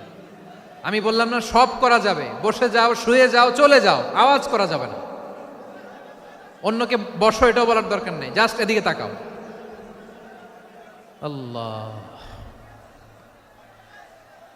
আব্দুল্লাহ ইবনে আব্বাস রাদিয়াল্লাহু তাআলা আনহু, ওনাকে বিশ্বনবী হাতে কলমে শিক্ষা দিয়েছেন, যেহেতু উম্মতের শিক্ষাবিদ হবেন, এডুকেটর হবেন। তো বিশ্বনবী রাতে যখন তাহাজ্জুদ পড়তেন, ছোট্ট আব্দুল্লাহ ঘরে থাকতো। বুঝতে পেরেছেন? ছোট্ট মানুষ তো ঘরে থাকতো। তো বিশ্বনবী তাহাজ্জুদের জন্য একবার দাঁড়িয়েছেন, ছোট্ট আব্দুল্লাহ ওযু করে দাঁড়াইছে। আচ্ছা বলেন তো, ইমাম আর মুসল্লি মোট যদি 2 জন হয়, একজন ইমাম একজন মুসল্লি, তো মুসল্লি ইমামের কোন দিকে দাঁড়াবে? ডানে দাঁড়াবে। ছোট্ট আব্দুল্লাহ বোঝে নাই, বিশ্বনবী তাহাজ্জুদ শুরু করেছেন, উনি ইক্তেদা করছেন আর দাঁড়াইছেন বায়ে। কোথায় দাঁড়িয়েছেন? আব্দুল্লাহ বলেন, যখন আমি বায়ে দাঁড়ালাম, আখাযা রাসূলুল্লাহ সাল্লাল্লাহু আলাইহি ওয়াসাল্লাম উযুনি আল ইউমনা ইয়াফতিলুহা, বিশ্বনবী নামাজরত অবস্থায় আমার কান ধরে টেনে আমার ডান দিকে এনে দাঁড় করায় দিলেন। পড়েন সুবহানাল্লাহ। দেখেন, হাতে কলমে শিক্ষা। আর জীবনে ভুল হবে? কথা কয় না, আর ভুল হবে? আর ভুল হবে না। এভাবে বিশ্বনবীর অনেক সঙ্গ পেয়েছেন, সফর করেছেন, একই বাহনে বসেছেন, এক বাহনে বসে লম্বা নাসিহত করেছেন, বলেছেন, ইয়া গোলাম ইহফাজিল্লাহ ইয়াহফাজকা, ইহফাজিল্লাহ তাজিদহু তুজাহাক, ইযা সাআলতা ফাসআলিল্লাহ ওয়া ইযা ইসতাআনতা ফাসতাইন বিল্লাহ। আল্লাহর বিধান মানো, আল্লাহর বিধান রক্ষা করো, আল্লাহ তোমায় রক্ষা করবে। আব্দুল্লাহ, চাইতে হলে আল্লাহর কাছে চাও, সাহায্য চাইতে হলে আল্লাহর কাছে সাহায্য চাও। মনে রেখো, গোটা বিশ্বের সবাই যদি তোমার সাহায্য করতে চায়, ততটুকুই করতে পারবে যতটুকু আল্লাহ তোমার নসিবে রেখেছে। গোটা বিশ্ব যদি তোমার বিরুদ্ধে ষড়যন্ত্রে দাঁড়িয়ে যায়, ক্ষতি ততটুকু করতে পারবে যতটুকু তোমার জন্য বরাদ্দ আছে, এর বাইরে কিছু করতে পারবে না। আওয়াজ করে বলেন ঠিক কিনা? এভাবে হাতে কলমে শিখিয়েছেন। বিশ্বনবীর সঙ্গ পেয়েছেন, ওনাকে বিষ্ণু ইসলাম শিক্ষাবিদ, এডুকেটর অফ দিস উম্মাহ হিসেবে সিলেক্ট করেছেন, হাতে কলমে শিখিয়েছেন। বিশ্বনবী একবার প্রকৃতির ডাকে সাড়া দিয়ে এসেছেন, এখন কি করতে হবে? নামাজের জন্য অজু করতে হবে। বিশ্বনবী এসেই দেখেন অজুর বদনায় পানি ভরা, খুশি হয়ে গেলেন, বললেন কে রেখেছে পানি? একজন বলল আব্দুল্লাহ রেখেছে। বিশ্বনবী অত্যন্ত খুশি হলেন, খুশি হয়ে একটা দোয়া করলেন, বললেন আল্লাহুম্মা ফাক্কিহু ফিদ্দীন ওয়া আল্লিমহু তা'ওয়ীল। আল্লাহ তুমি আব্দুল্লাহকে দ্বীনের বুঝ দিও আর কোরআনের তাফসির শিক্ষা দিও। বিশ্বনবীর এই দোয়া এমন লাগছে, উনি রঈসুল মুফাসসিরিন, এই পৃথিবীতে যত মুফাসসির ছিল, যত মুফাসসির আসবে, সকল মুফাসসিরের সম্রাট হিসেবে স্বীকৃত হয়েছেন আব্দুল্লাহ ইবনে আব্বাস। বিশ্বনবী ওনারে আজান শিখান নাই, বিশ্বনবী ওনারে ল্যাঙ্গুয়েজ শিখান নাই, বিশ্বনবী ওনারে অ্যাম্বাসেডর বানান নাই, হাতে কলমে শিক্ষা দিয়েছেন। ছোট্ট মানুষ, বিশ্বনবী ইন্তেকাল করলেন, আবু বকরের সময় গেল, ওমরে ফারুকের খেলাফত, তখনও তিনি তরুণ। ওমরে ফারুক রাদিয়াল্লাহু তাআলা আনহু ওনার ক্যাবিনেট মিনিস্ট্রির বৈঠকে এই আব্দুল্লাহ ইবনে আব্বাসকে পাশ দিয়ে বসায় রাখতেন। বয়স্ক সাহাবারা এটা পছন্দ করতো না, তারা বলতো ঘটনা কি, আব্দুল্লাহর মতো ছেলে নাতি আমাদের আছে, এরা কেন রাখে ওমরে ফারুক? ওমরে ফারুক এটা টের পেলেন, তিনি বুঝতে পারলেন যে ক্যাবিনেট মেম্বাররা এটা পছন্দ করে না, ছোট্ট আব্দুল্লাহরা কেন রাখি, কেন যে রাখি এটা একদিন বুঝাবো। একদিন মিটিংয়ে তিনি সবাইকে বললেন ইদা জাআ নাসরুল্লাহি ওয়াল ফাতহ। এই আয়াত দ্বারা উদ্দেশ্য কি বলেন তো মুরব্বী সাহাবীরা? এক সাহাবী বলেন এই সূরা দ্বারা উদ্দেশ্য, আল্লাহ বলেছেন আমাদেরকে বিভিন্ন ল্যান্ড, বিভিন্ন এলাকা বিজয় করতে হবে। ওমরে ফারুক বললেন না, হয়নি। আরেকজন বললেন বিজয় হওয়ার পর আমাদের বেশি বেশি আল্লাহর বরত্বের ঘোষণা দিতে হবে, এটা উদ্দেশ্য। ওমরে ফারুক বললেন না, হয় নাই। যারে জিজ্ঞেস করেন কেউ পারে না। সব শেষে বিশ্বনবী ছোট্ট আব্দুল্লাহরে বলেন আব্দুল্লাহ ইদা জাআ নাসরুল্লাহি ওয়াল ফাতহ এর দ্বারা উদ্দেশ্য কি বলো তো? ছোট্ট আব্দুল্লাহ বলেন হুয়া আজালু রাসূলিল্লাহ। এই আয়াত দ্বারা বিশ্বনবীর বিদায়কে উদ্দেশ্য নেওয়া হয়েছে। ওমরে ফারুক বললেন হাযা হুয়া, এটাই তো সঠিক উত্তর, এটাই সঠিক তাফসীর এই আয়াতের। কারণ ইদা জাআ নাসরুল্লাহি ওয়াল ফাতহ, যখন আল্লাহর সাহায্য আর বিজয় আসবে, ওয়া রাআইতান নাসা ইয়াদখুলুনা ফি দীনিল্লাহি আফওয়াজা, আপনি দেখবেন দলে দলে ঢলে ঢলে বানের পানির মতো মানুষ ইসলামের দিকে ঢুকতেছে, ইসলামের বিজয় হয়েছে। তো ইসলামের বিজয়ের মিশন নিয়ে নবী আসছে, বিজয়ী যখন হয়ে গেছে এখন তো নবীর বিদায় হবে। জোরে বলেন ঠিক কিনা? কোন সাহাবী এই সূক্ষ্ম কথাটা ধরতে পারে নাই, ওই আব্দুল্লাহ ছাড়া। আব্দুল্লাহ যখন উত্তর দিছে সব সাহাবীদের টনক নড়েছে। এরপর থেকে কোনো ক্যাবিনেট মিটিংয়ে আর কোনো সাহাবারা কোনো প্রশ্ন করে নাই, আওয়াজ করে পড়েন সুবহানাল্লাহ। বিশ্বনবী আব্দুল্লাহ ইবনে আব্বাসকে দ্য এডুকেটর অফ দ্য উম্মাহ, উম্মার শিক্ষাবিদ হিসেবে গ্রহণ করেছেন। আওয়াজ করে পড়তে হবে আল্লাহু আকবার। সাহাবীদের নামগুলো মনে থাকবে? এক নম্বরে আবু মাহজুরা, মুয়াজ্জিন বানাইছেন। যায়েদ ইবনে সাবিত, দোভাষী, ট্রান্সলেটর অফ প্রফেট, এবং তিনি ছিলেন বিশ্বনবীর ব্যক্তিগত সচিব। Musab ibn Umair, the first ambassador and diplomat of Islam. Abdullah ibn Abbas এই উম্মার সবচেয়ে বড় এডুকেটর, শিক্ষাবিদ। আরেকজন ছিল আব্দুল্লাহ ইবনে মাসউদ রাদিয়াল্লাহু তাআলা। দুই আব্দুল্লাহ, আব্বাস গেল, আরেকজন হচ্ছে মাসউদ। মক্কার তরুণ, ছাগল পালতো মুশরিকের। বিশ্বনবী আর আবু বকর রাদিয়াল্লাহু তাআলা আনহু একবার গেলেন, যে দেখে এই তরুণ দাঁড়ায় আছে। বিশ্বনবী বলেন আমি খুব ক্ষুধার্ত, তোমার কাছে কি দুধ আছে ছাগলের? আব্দুল্লাহ আছে, ওয়ালাকিন আনা মু'তামান, কিন্তু যে দুধ আছে এটা আমানতের, আমি দিতে পারবো না। বিশ্বনবী এইটা শুনেই তারা টার্গেট করে ফেলছে। আনা মু'তামান, দুধ আছে কিন্তু এটা আমার মালিকের, আমি তো দরদ দেখায় আমার মালিকের দুধ, আপনি পথিক, আপনারা দিতে পারি না। বিশ্বনবী টার্গেট করে ফেলছেন, এরে আমার কাজে লাগাইতে হবে। বিশ্বনবী বললেন আচ্ছা ঠিক আছে দুধ দিও না, কিন্তু এমন ছাগি আছে কিনা যেই ছাগির সাথে কোনো ছাগলের মিলন হয় নাই, তার ওলানে দুধও আসে নাই, বাচ্চাও নাই, এরকম ছাগির থেকে যদি আমি দুধ খাই তাহলে তো সমস্যা নাই। বলতেছে এরকম ছাগির থেকে দুধ খাইলে সমস্যা নাই, কারণ এরকম ছাগির ওলান থেকে দুধ আসবেও না। বলতেছে ঠিক আছে এরকম একটা ছাগি নিয়ে আসা হলো। বিশ্বনবী বিসমিল্লাহ বলে ওই ছাগির ওলানে হাত দিলেন। হাত দিতে দেরি, পুরো ওলানটা দুধে ভরে যেতে দেরি হয় না। বিশ্বনবী আর আবু বকর রাদিয়াল্লাহু তাআলা আনহু দহন করে পেট ভরে খেলেন। এই দৃশ্য আব্দুল্লাহ ইবনে মাসউদের হৃদয়ে দাগ কাটলো। এই মুজিজা দেখে তিনি বললেন আশহাদু আল্লা ইলাহা ইল্লাল্লাহ ওয়া আশহাদু আন্না মুহাম্মাদুর রাসূলুল্লাহ। তিনি ষষ্ঠ মুসলিম ছিলেন, 6 নম্বর মুসলমান। ওনাকে টার্গেট করে বিশ্বনবী দেখলেন এমন ইন্টেলেকচুয়াল ব্রেন, উনি সূক্ষ্ম সূক্ষ্ম জিনিস বুঝে বেশি, ফিকহি জ্ঞান ওনার মধ্যে বেশি। বিশ্বনবী ওনাকে কোরআনের জ্ঞান শিক্ষা দিতে লাগলেন। উনি বিশ্বনবী সবার কাছে কোরআন শোনায়, কিন্তু বিশ্বনবী নিজে আব্দুল্লাহ ইবনে মাসুদের কাছ থেকে কোরআন শুনতো। বিশ্বনবী একবার বললেন, ইকরা আলাইয়া ইয়া মাসুদ। ইবনে মাসুদ একবার শোনাও তো কোরআন দেখি। আব্দুল্লাহ ইবনে মাসুদ বলে, আকরাউ আলাইকা ওয়া আলাইকা উনজিল। নবী, আপনার উপর কোরআন নাজিল হয় আর আমি আপনার সামনে কোরআন পড়ব। বিশ্বনবী বললেন, ইন্নী উহিব্বু আন আসমাআহু মিন গায়রি। আমি নিজে পড়তে যেমনি ভালোবাসি, অন্যে পড়ুক আমি শুনবো, এটাও আমি ভালোবাসি। সূরা নিসা তিনি তেলাওয়াত করে শুনিয়েছেন। এমন সূক্ষ্ম সূক্ষ্ম বিষয় বিশ্বনবী ওনাকে ধরিয়ে দিয়েছেন। উনি হয়ে গিয়েছেন, আব্দুল্লাহ ইবনে আব্বাস হয়েছেন রাইসুল মুফাসসিরিন, উনি হয়ে গিয়েছেন ফাকিহুল উম্মাহ। ওনার চাইতে বড় ফকি এই পৃথিবী আর দেখবে না। চিল্লায় বলেন সুবহানাল্লাহ। উনি বলতেন, ওয়াল্লাহি ওয়াল্লাহি ইল্লাযী লা ইলাহা গায়রু মা উনজিলাত সূরাতুন ইল্লা ওয়া আনা আ'লামু আইনা উনজিলাত ওয়া ফীমা উনজিলাত। বিশ্বনবী এমন ভাবে কোরআনের দার্স আমাকে দিয়েছেন, কোরআনে যত সূরা নাজিল হয়েছে, যেখানে নাজিল হোক না কেন আমি জানি এটা কোথায় নাজিল হয়েছে এবং কোন প্রেক্ষাপটে নাজিল হয়েছে। এমন একটা সূরা নাই যে সূরার কোথায় নাজিল হয়েছে আমি মাসুদের জানা নাই, কোন প্রেক্ষাপটে নাজিল হয়েছে আমার জানা নাই। এরকম ঘটবে না। চিল্লায় বলেন আল্লাহু আকবার। এই আব্দুল্লাহ ইবনে মাসউদ রাদিয়াল্লাহু তাআলা আনহু ওমরে ফারুকের সময় কুফার চিফ জাস্টিস ছিলেন। কুফা নগরীর চিফ জাস্টিস। চিফ জাস্টিস বুঝেন নাই? বিচারপতি। কি ছিলেন? সবাই বলে নাই, কি ছিলেন? বিচারপতি ছিলেন। এবং ওনার যে ফিকহি জ্ঞানের ধারা, এটাই আলকামা, ইব্রাহিম আন-নাখাই, হাম্মাদ ইবনে সুলাইমান হয়ে ইমাম আবু হানিফা পর্যন্ত পৌঁছেছে। এবং ওনার ফিকহি জ্ঞানের ধারাই হানাফি মাযহাবে অ্যাকসেপ্ট হয়েছে। আজও এগুলো হানাফি মাযহাবে চর্চিত হয়। হানাফি মাযহাবের সব ফিক আব্দুল্লাহ ইবনে মাসউদের ফিকহি জ্ঞানের ধারা থেকে নেওয়া হয়েছে। চিল্লায় পড়েন সুবহানাল্লাহ। তাহলে উনাকে বিশ্বনবী বানিয়েছেন জুরিস্ট, আইনবিদ, ফাকিহ। উনারে আজান শিখান নাই। হিউম্যান রিসোর্স ডেভেলপমেন্ট কিভাবে করবেন, মানব সম্পদের উন্নয়ন কিভাবে করতে হয়, কিভাবে যার যেখানে প্রতিভা কাজে লাগাতে হয় উনি দেখিয়েছেন। সুবহানাল্লাহ পড়বেন না? খালিদ বিন ওয়ালিদ নাম শুনছেন? কে কে শোনেন নাই হাত তোলেন। কি ছিলেন? বীর যোদ্ধা ছিলেন খালিদ বিন ওয়ালিদ। কিন্তু তিনি ইসলাম ধর্ম গ্রহণ করেছেন অনেক দেরিতে, 8ম হিজরিতে। তার মানে 8ম হিজরির আগে উনি মুশরিকদের পক্ষে লড়াই করেছেন। ওনার হাতে কত মুসলিম সাহাবী যে নিহত হয়েছে হিসাব নাই।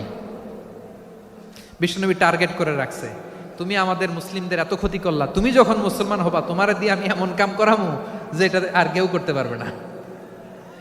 সুবহানাল্লাহ নাই? যশোর ক্লান্ত হয়ে গেছে।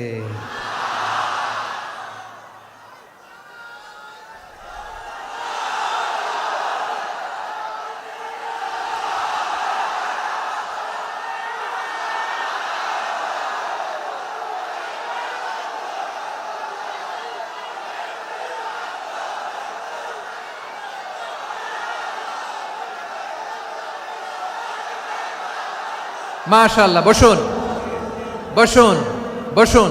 খালিদ বিন ওয়ালিদ রাদিয়াল্লাহু তাআলা আনহু 8ম হিজরিতে মুসলিম হয়েছেন, মক্কা বিজয়ের আগে। তো মক্কা বিজয়ের আগে যখন মুসলিম হয়েছেন, এর আগে কি করছেন? কাফিরদের সাথে যুদ্ধ করেছেন।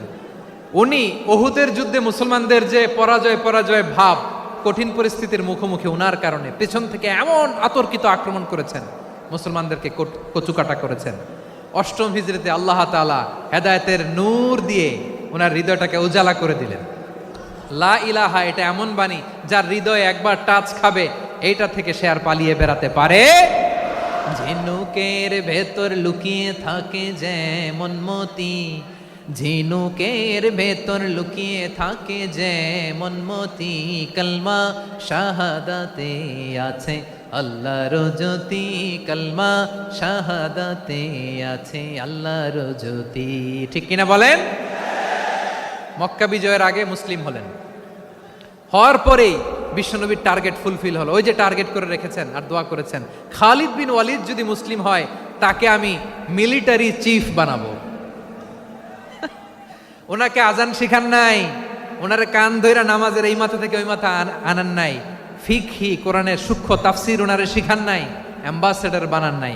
বিষ্ণু ইসলাম উনাকে সামরিক অভিযানে প্রেরণ করেছেন। সামরিক অভিযানে তিনি প্রেরণ করেছেন। উনার জীবদ্দশায় উনার নেতৃত্বে যতগুলো যুদ্ধ হয়েছে একটা যুদ্ধেও তিনি পরাজয় বরণ করেন নাই। ওমরে ফারুকের সময়কালে তিনি চিফ অফ মুসলিম মিলিটারি মানে মুসলিম সেনাপতি হয়েছেন। যশোর আওয়াজ করো, ঠিক কিনা বলো? সেনাপতি, মুসলিম সেনাপতি। তাহলে কিভাবে হিউম্যান রিসোর্স ব্যবহার করতে হয় গোটা বিশ্ব আমার নবীর কাছ থেকে শিখে নাও। খালিদ বিন ওয়ালিদ, ওনাকে বিশ্বনবী একটা উপাধি দিয়েছেন।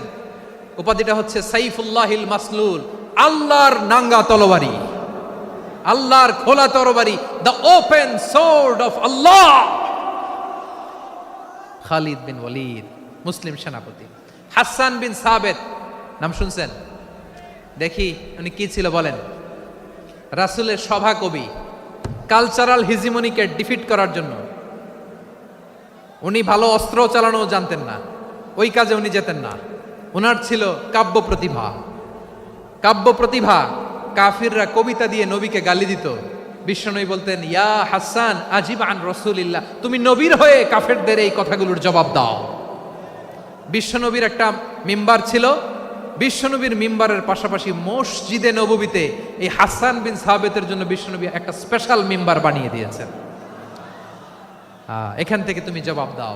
এবং বিশ্বনবী বলেছেন, আল্লাহুম্মা আইয়িদহু বিরূহিল কুদুস। আল্লাহ, হাসান আমার পক্ষে জবাব দেয়, তুমি জিব্রাইল মারফত তাকে সাহায্য পাঠাইয়া দিও।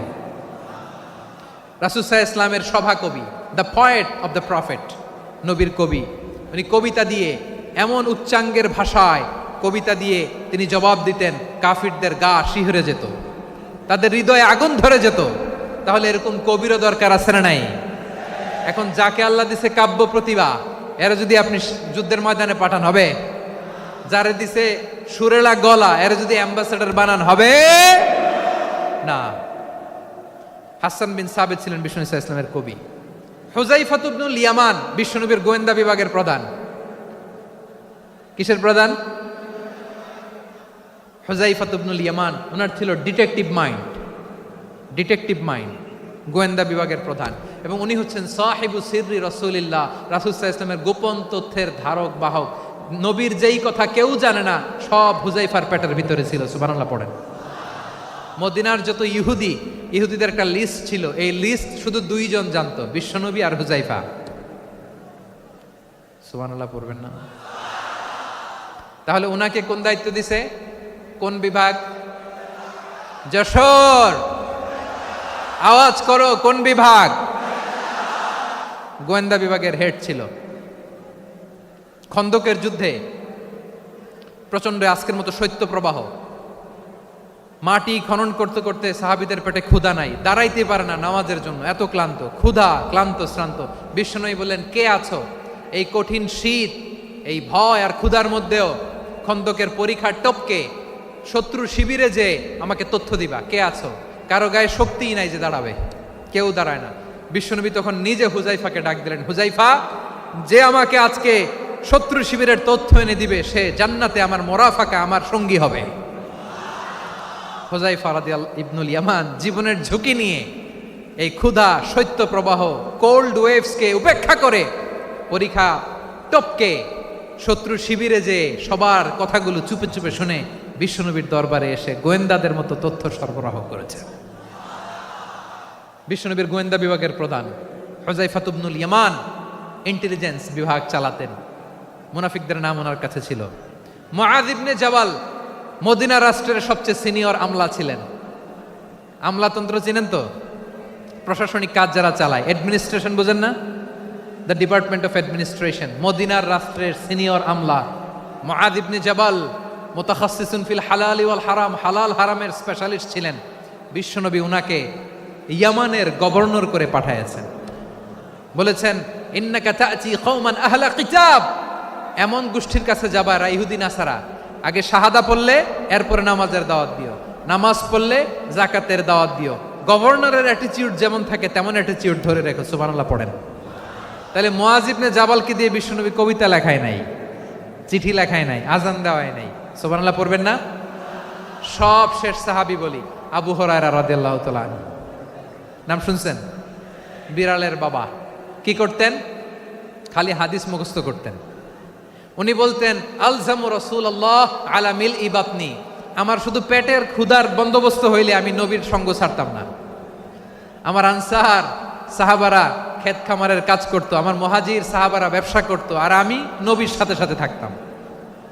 শুধু সকাল বিকাল দুই বেলা যদি আমার খাবারের বন্দোবস্ত হয়, আমি আর নবীর লক ছাড়ি না। সুবহানাল্লাহ কইবেন না? 5374টা হাদিস তিনি বর্ণনা করেছেন। সবচেয়ে বেশি হাদিস বর্ণনাকারী সাহাবী। হাদিস প্রিজার্ভেশনের কাজে বিশ্বনবী ওনাকে কাজে লাগিয়েছেন। উনি একদিন বলেন, ইয়া রাসূলুল্লাহ আসমাউ মিনকা কাসীরান ফালা আহফাজু, নবী অনেক কথা শুনি আমার মনে থাকে না। বিষ্ণু বললেন তাই? উবসুত রিদাক, তোমার চাদরটা বিছাও। আবু হুরায়রা বিছালেন, বিশ্বনবী হাত বুলায় দিলেন, এরপরে অনেক হাদিস বর্ণনা করলেন। আবু হুরায়রা বলে তারপর থেকে বিশ্বনবী যাই বর্ণনা করে আমি শুনি আর একটাও বলি না। এখন সুবহানাল্লাহ। বিশ্বনবী ওনাকে হাদিস প্রিজার্ভেশন, নবীর এই যে লক্ষ্য হাদিস প্রিজার্ভেশনের এই দায়িত্ব দিয়েছেন সাইয়েদনা আবু হুরায়রা রাদিয়াল্লাহু তাআলা আনহুকে। প্রিয় ভাইরা, তাহলে 10 জন সাহাবীর কথা যে বললাম, আপনারা কি খেয়াল করেছেন কত বড় ট্যালেন্ট হান্টার, চৌকস ট্যালেন্ট হান্টার ছিল আমার নবী। এক একজনের এক এক ট্যালেন্ট, এক এক কাজে অ্যাসাইন করেছেন, এক একজনকে এক এক দায়িত্ব দিয়েছেন, এক একজনের প্রতিভাকে এক একভাবে বিকশিত হওয়ার সুযোগ দিয়েছেন। আওয়াজ করে বলেন ঠিক কি না? এখন আমার পর্দার আড়ালে আমার মায়েরা বলবে, এতগুলো পুরুষ সাহাবীর কথা বললো, নারী সাহাবীরা কি কিছু করে নাই? হ্যাঁ, একজন নারী সাহাবীর কথা বলে মোনাজাত হবে, দোয়া ছাড়া কেউ যাব না। রুফাইদা আল আসলামিয়া রাদিয়াল্লাহু তাআলা আনহা, ওনার বাবার নাম সাআদ আল আসলামি। বিশ্বনবী কি খেয়াল করলেন দেখেন, সাআদ ছিল মদিনার বড় ডাক্তার। এই নারী সাহাবী রুফাইদা বাবার কাছ থেকে চিকিৎসা বিদ্যা শিখেছেন। যখন শিখছে, বিশ্বনবী দেখলেন আমার তো প্রতি সপ্তাহে সপ্তাহে যুদ্ধে আহত সাহাবীদের সেবা দিবে কে? বিশ্বনবী রুফাইদাকে বললেন, রুফাইদা তুমি মসজিদে নববীর পাশে একটা মেডিকেল ক্যাম্প করো। এই যে সাকিনা আদ্দিন মেডিকেলের আমার ছাত্রী বন্ধুরা শুনে রাখো, তোমাদের আইকন হচ্ছে রুফাইদা আল আসলামিয়া।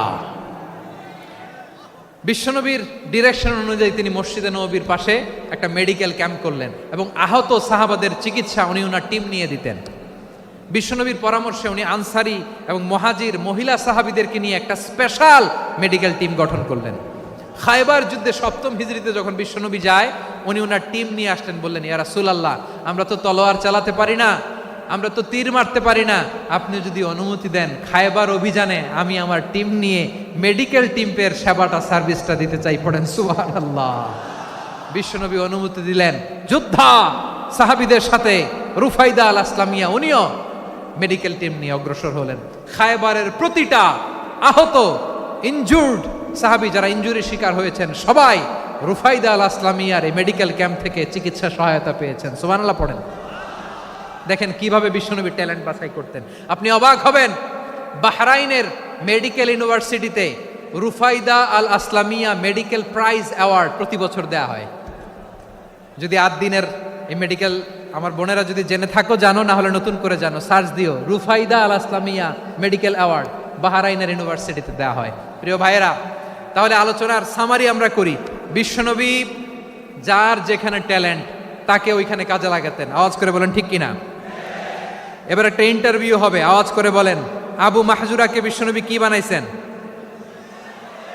হ্যাঁ, ভুলে গেছেন? সামনের চুলে হাত দিয়ে বিশ্বনবী কি সুন্দর গলায় আজান শিখালেন। মুয়াজ্জিন। যায়েদ বিন সাবিতকে একাডেমিক প্রজেক্টের দায়িত্ব দিয়েছেন, তিনি ছিলেন বিশ্বনবীর দোভাষী ব্যক্তিগত সচিব। Musab ibn Umair, the first ambassador of Islam. Abdullah ibn Abbas, উম্মার বড় শিক্ষাবিদ মুফাসসির। আব্দুল্লাহ ইবনে মাসউদ ছিলেন জুরিস্ট। কি ছিলেন? জুরিস্ট ছিলেন, এই উম্মার সবচেয়ে বড় জুরিস্ট। খালিদ বিন ওয়ালিদ, সেনাপ্রধান। হাসান বিন সাবিত ছিলেন বিশ্বনবীর সভাকবি। কি ছিলেন?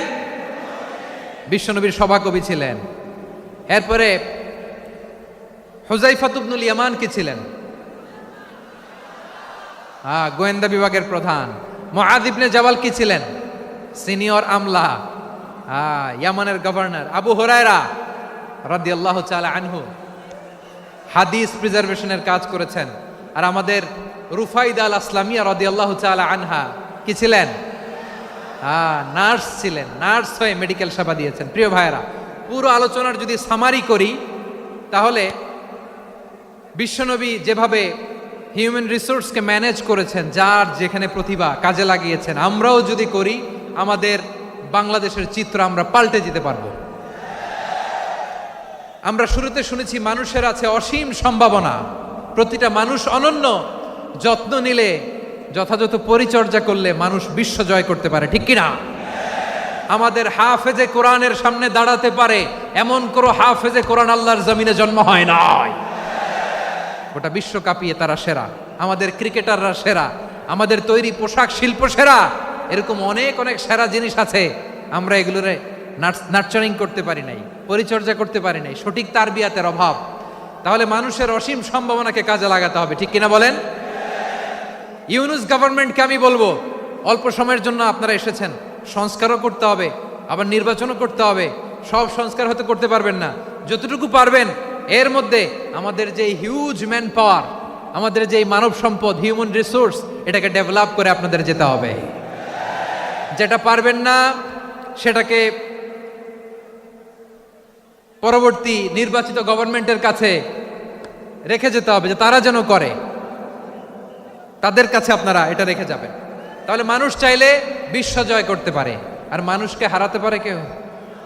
জোরে বলো যশোর, মানুষকে হারাতে পারে কেউ? আল্লাহ আমাদেরকে জনসংখ্যা দিয়েছেন প্রিয় ভাইয়েরা।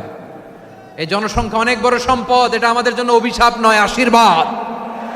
আমাদের জনসংখ্যাকে যদি আমরা জনশক্তিতে রূপান্তর করতে পারি, আজকে বাংলাদেশ যে অবস্থানে দাঁড়িয়ে আছে, বাংলাদেশ তার 20 গুণ উন্নতির শিখরে চলে যাবে। চিল্লায় বলো ঠিক কিনা?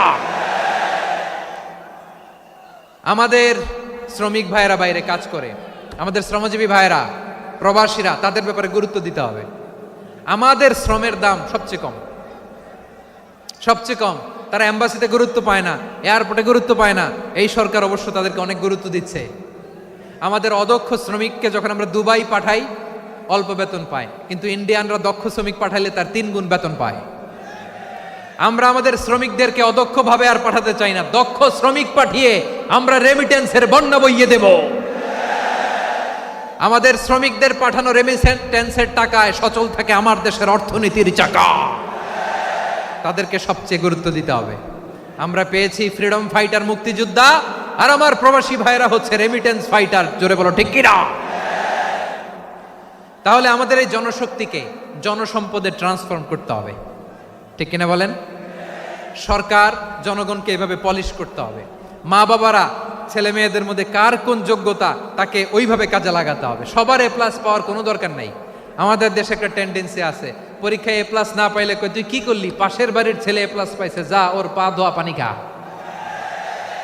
কি খা? তা আমি ভাবছি যে পা ধোয়া, এ প্লাস পাওয়া ছেলেদের পা ধোয়া পানির একটা পানির ব্র্যান্ড বানাইতে হবে। এরকম লেখা থাকবে, এ প্লাস পাওয়া ছেলেদের পা ধোয়া পানি। খাওয়া নাই, এগুলার খাওয়া নাই।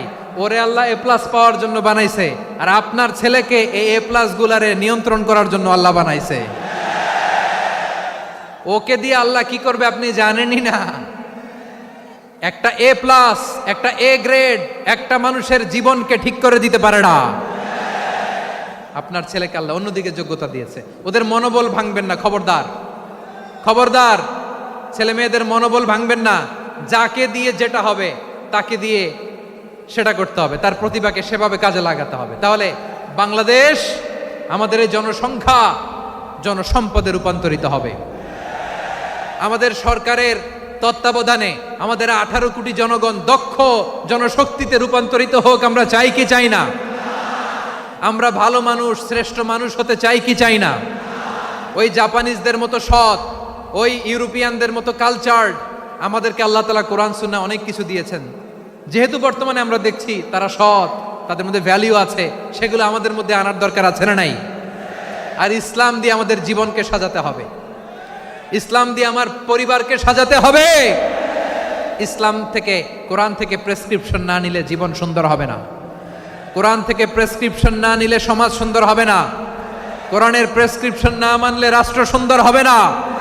কোরআনের প্রেসক্রিপশন অ্যাপ্লাই না করলে শুধু দুর্নীতি দমন কমিশন দিয়ে দুর্নীতি বন্ধ করা যাবে না। এজন্য কোরআনের আইন আমরা চাই কি চাই না? প্রিয় ভাইয়েরা, হিউম্যান রিসোর্স ডেভেলপমেন্ট, মানব সম্পদের উন্নয়ন, আমাদের সরকার যেন এদিকে নজর দেয়। আমরা যেন এই ব্যাপারে যত্নবান হয়ে উঠি। যাকে আল্লাহ যে যোগ্যতা দিয়েছে, এই যোগ্যতা দিয়ে আমরা যেন ইসলামের জন্য, দেশের জন্য কাজ করি। আমরা যেন আমাদের স্কিল ডেভেলপ করি, আমাদের পটেনশিয়ালকে ডেভেলপ করি। মোরালিটি, ভ্যালিউজ নিয়ে শায়েখ আহমদুল্লাহ আলোচনা করেছেন, এগুলো দিয়ে যেন আমরা আমাদেরকে সাজাই। আল্লাহ তাআলা আমাদের দেশকে তুমি নিরাপদ করো, আমরা পড়ি আমিন। আল্লাহ আমার 18 কোটি জনগণকে তুমি জনশক্তিতে রূপান্তরিত করো, আমিন। আল্লাহ আমরা হাতে হাত রেখে, কাঁধে কাঁধ মিলিয়ে, ভাইয়ে ভাইয়ে যেন এই দেশকে গড়তে পারি, আল্লাহ তুমি তৌফিক দান করো, আমরা পড়ি আমিন। আমার প্রিয় মহিউদ্দিন ভাই বলেছেন, হুজুর এমন একটা ঘোষণাপত্র দিয়ে যাবেন আজকের এই ঐতিহাসিক যশোরের প্রোগ্রামে, যেটা গোটা বাংলাদেশে মানুষ এটার উপর আমল করে। আমি যে কথাটা বলেছি এটাই, আসুন আমরা আমাদের জনসংখ্যাকে জনসম্পদে ট্রান্সফর্ম করি। আমাদের জনসংখ্যাকে আমরা যেন জনশক্তিতে রূপান্তরিত করি। জনসংখ্যাকে ট্রান্সফর্ম করে জনশক্তি দিয়ে আমরা যেন আগামীর বাংলাদেশ, স্বাধীন বাংলাদেশ 2.0-কে গড়ে তুলি। আল্লাহ তাআলা আমাদের সবাইকে কথাগুলো বোঝার, আমল করার তৌফিক দান করুন। এই জেনজি, ক্ষমা করে দিও আমাকে, অনেক ধমক দিছি, বকা দিছি। আল্লাহ তোমাদেরকে করুক, কবুল করুক, যশোরবাসীকে কবুল করুক, দিনকে কবুল করুক, এই মেডিকেল কলেজকে কবুল করুক, ইসলামের জন্য বাঁধ ভাঙা এই জোয়ার এবং উচ্ছ্বাসকে আল্লাহ তাআলা কবুল করুক। হাযা মা ইনদি ওয়াল ইলমু ইনদাল্লাহ আলাইহি তাওয়াক্কালতু ওয়া ইলাইহি উনীব। সুবহানাকাল্লাহুম্মা বিহামদিকা আশহাদু আল্লা ইলাহা ইল্লা আনতা আস্তাগফিরুকা ওয়া আতুবু ইলাইক। আল্লাহুম্মা আমিন।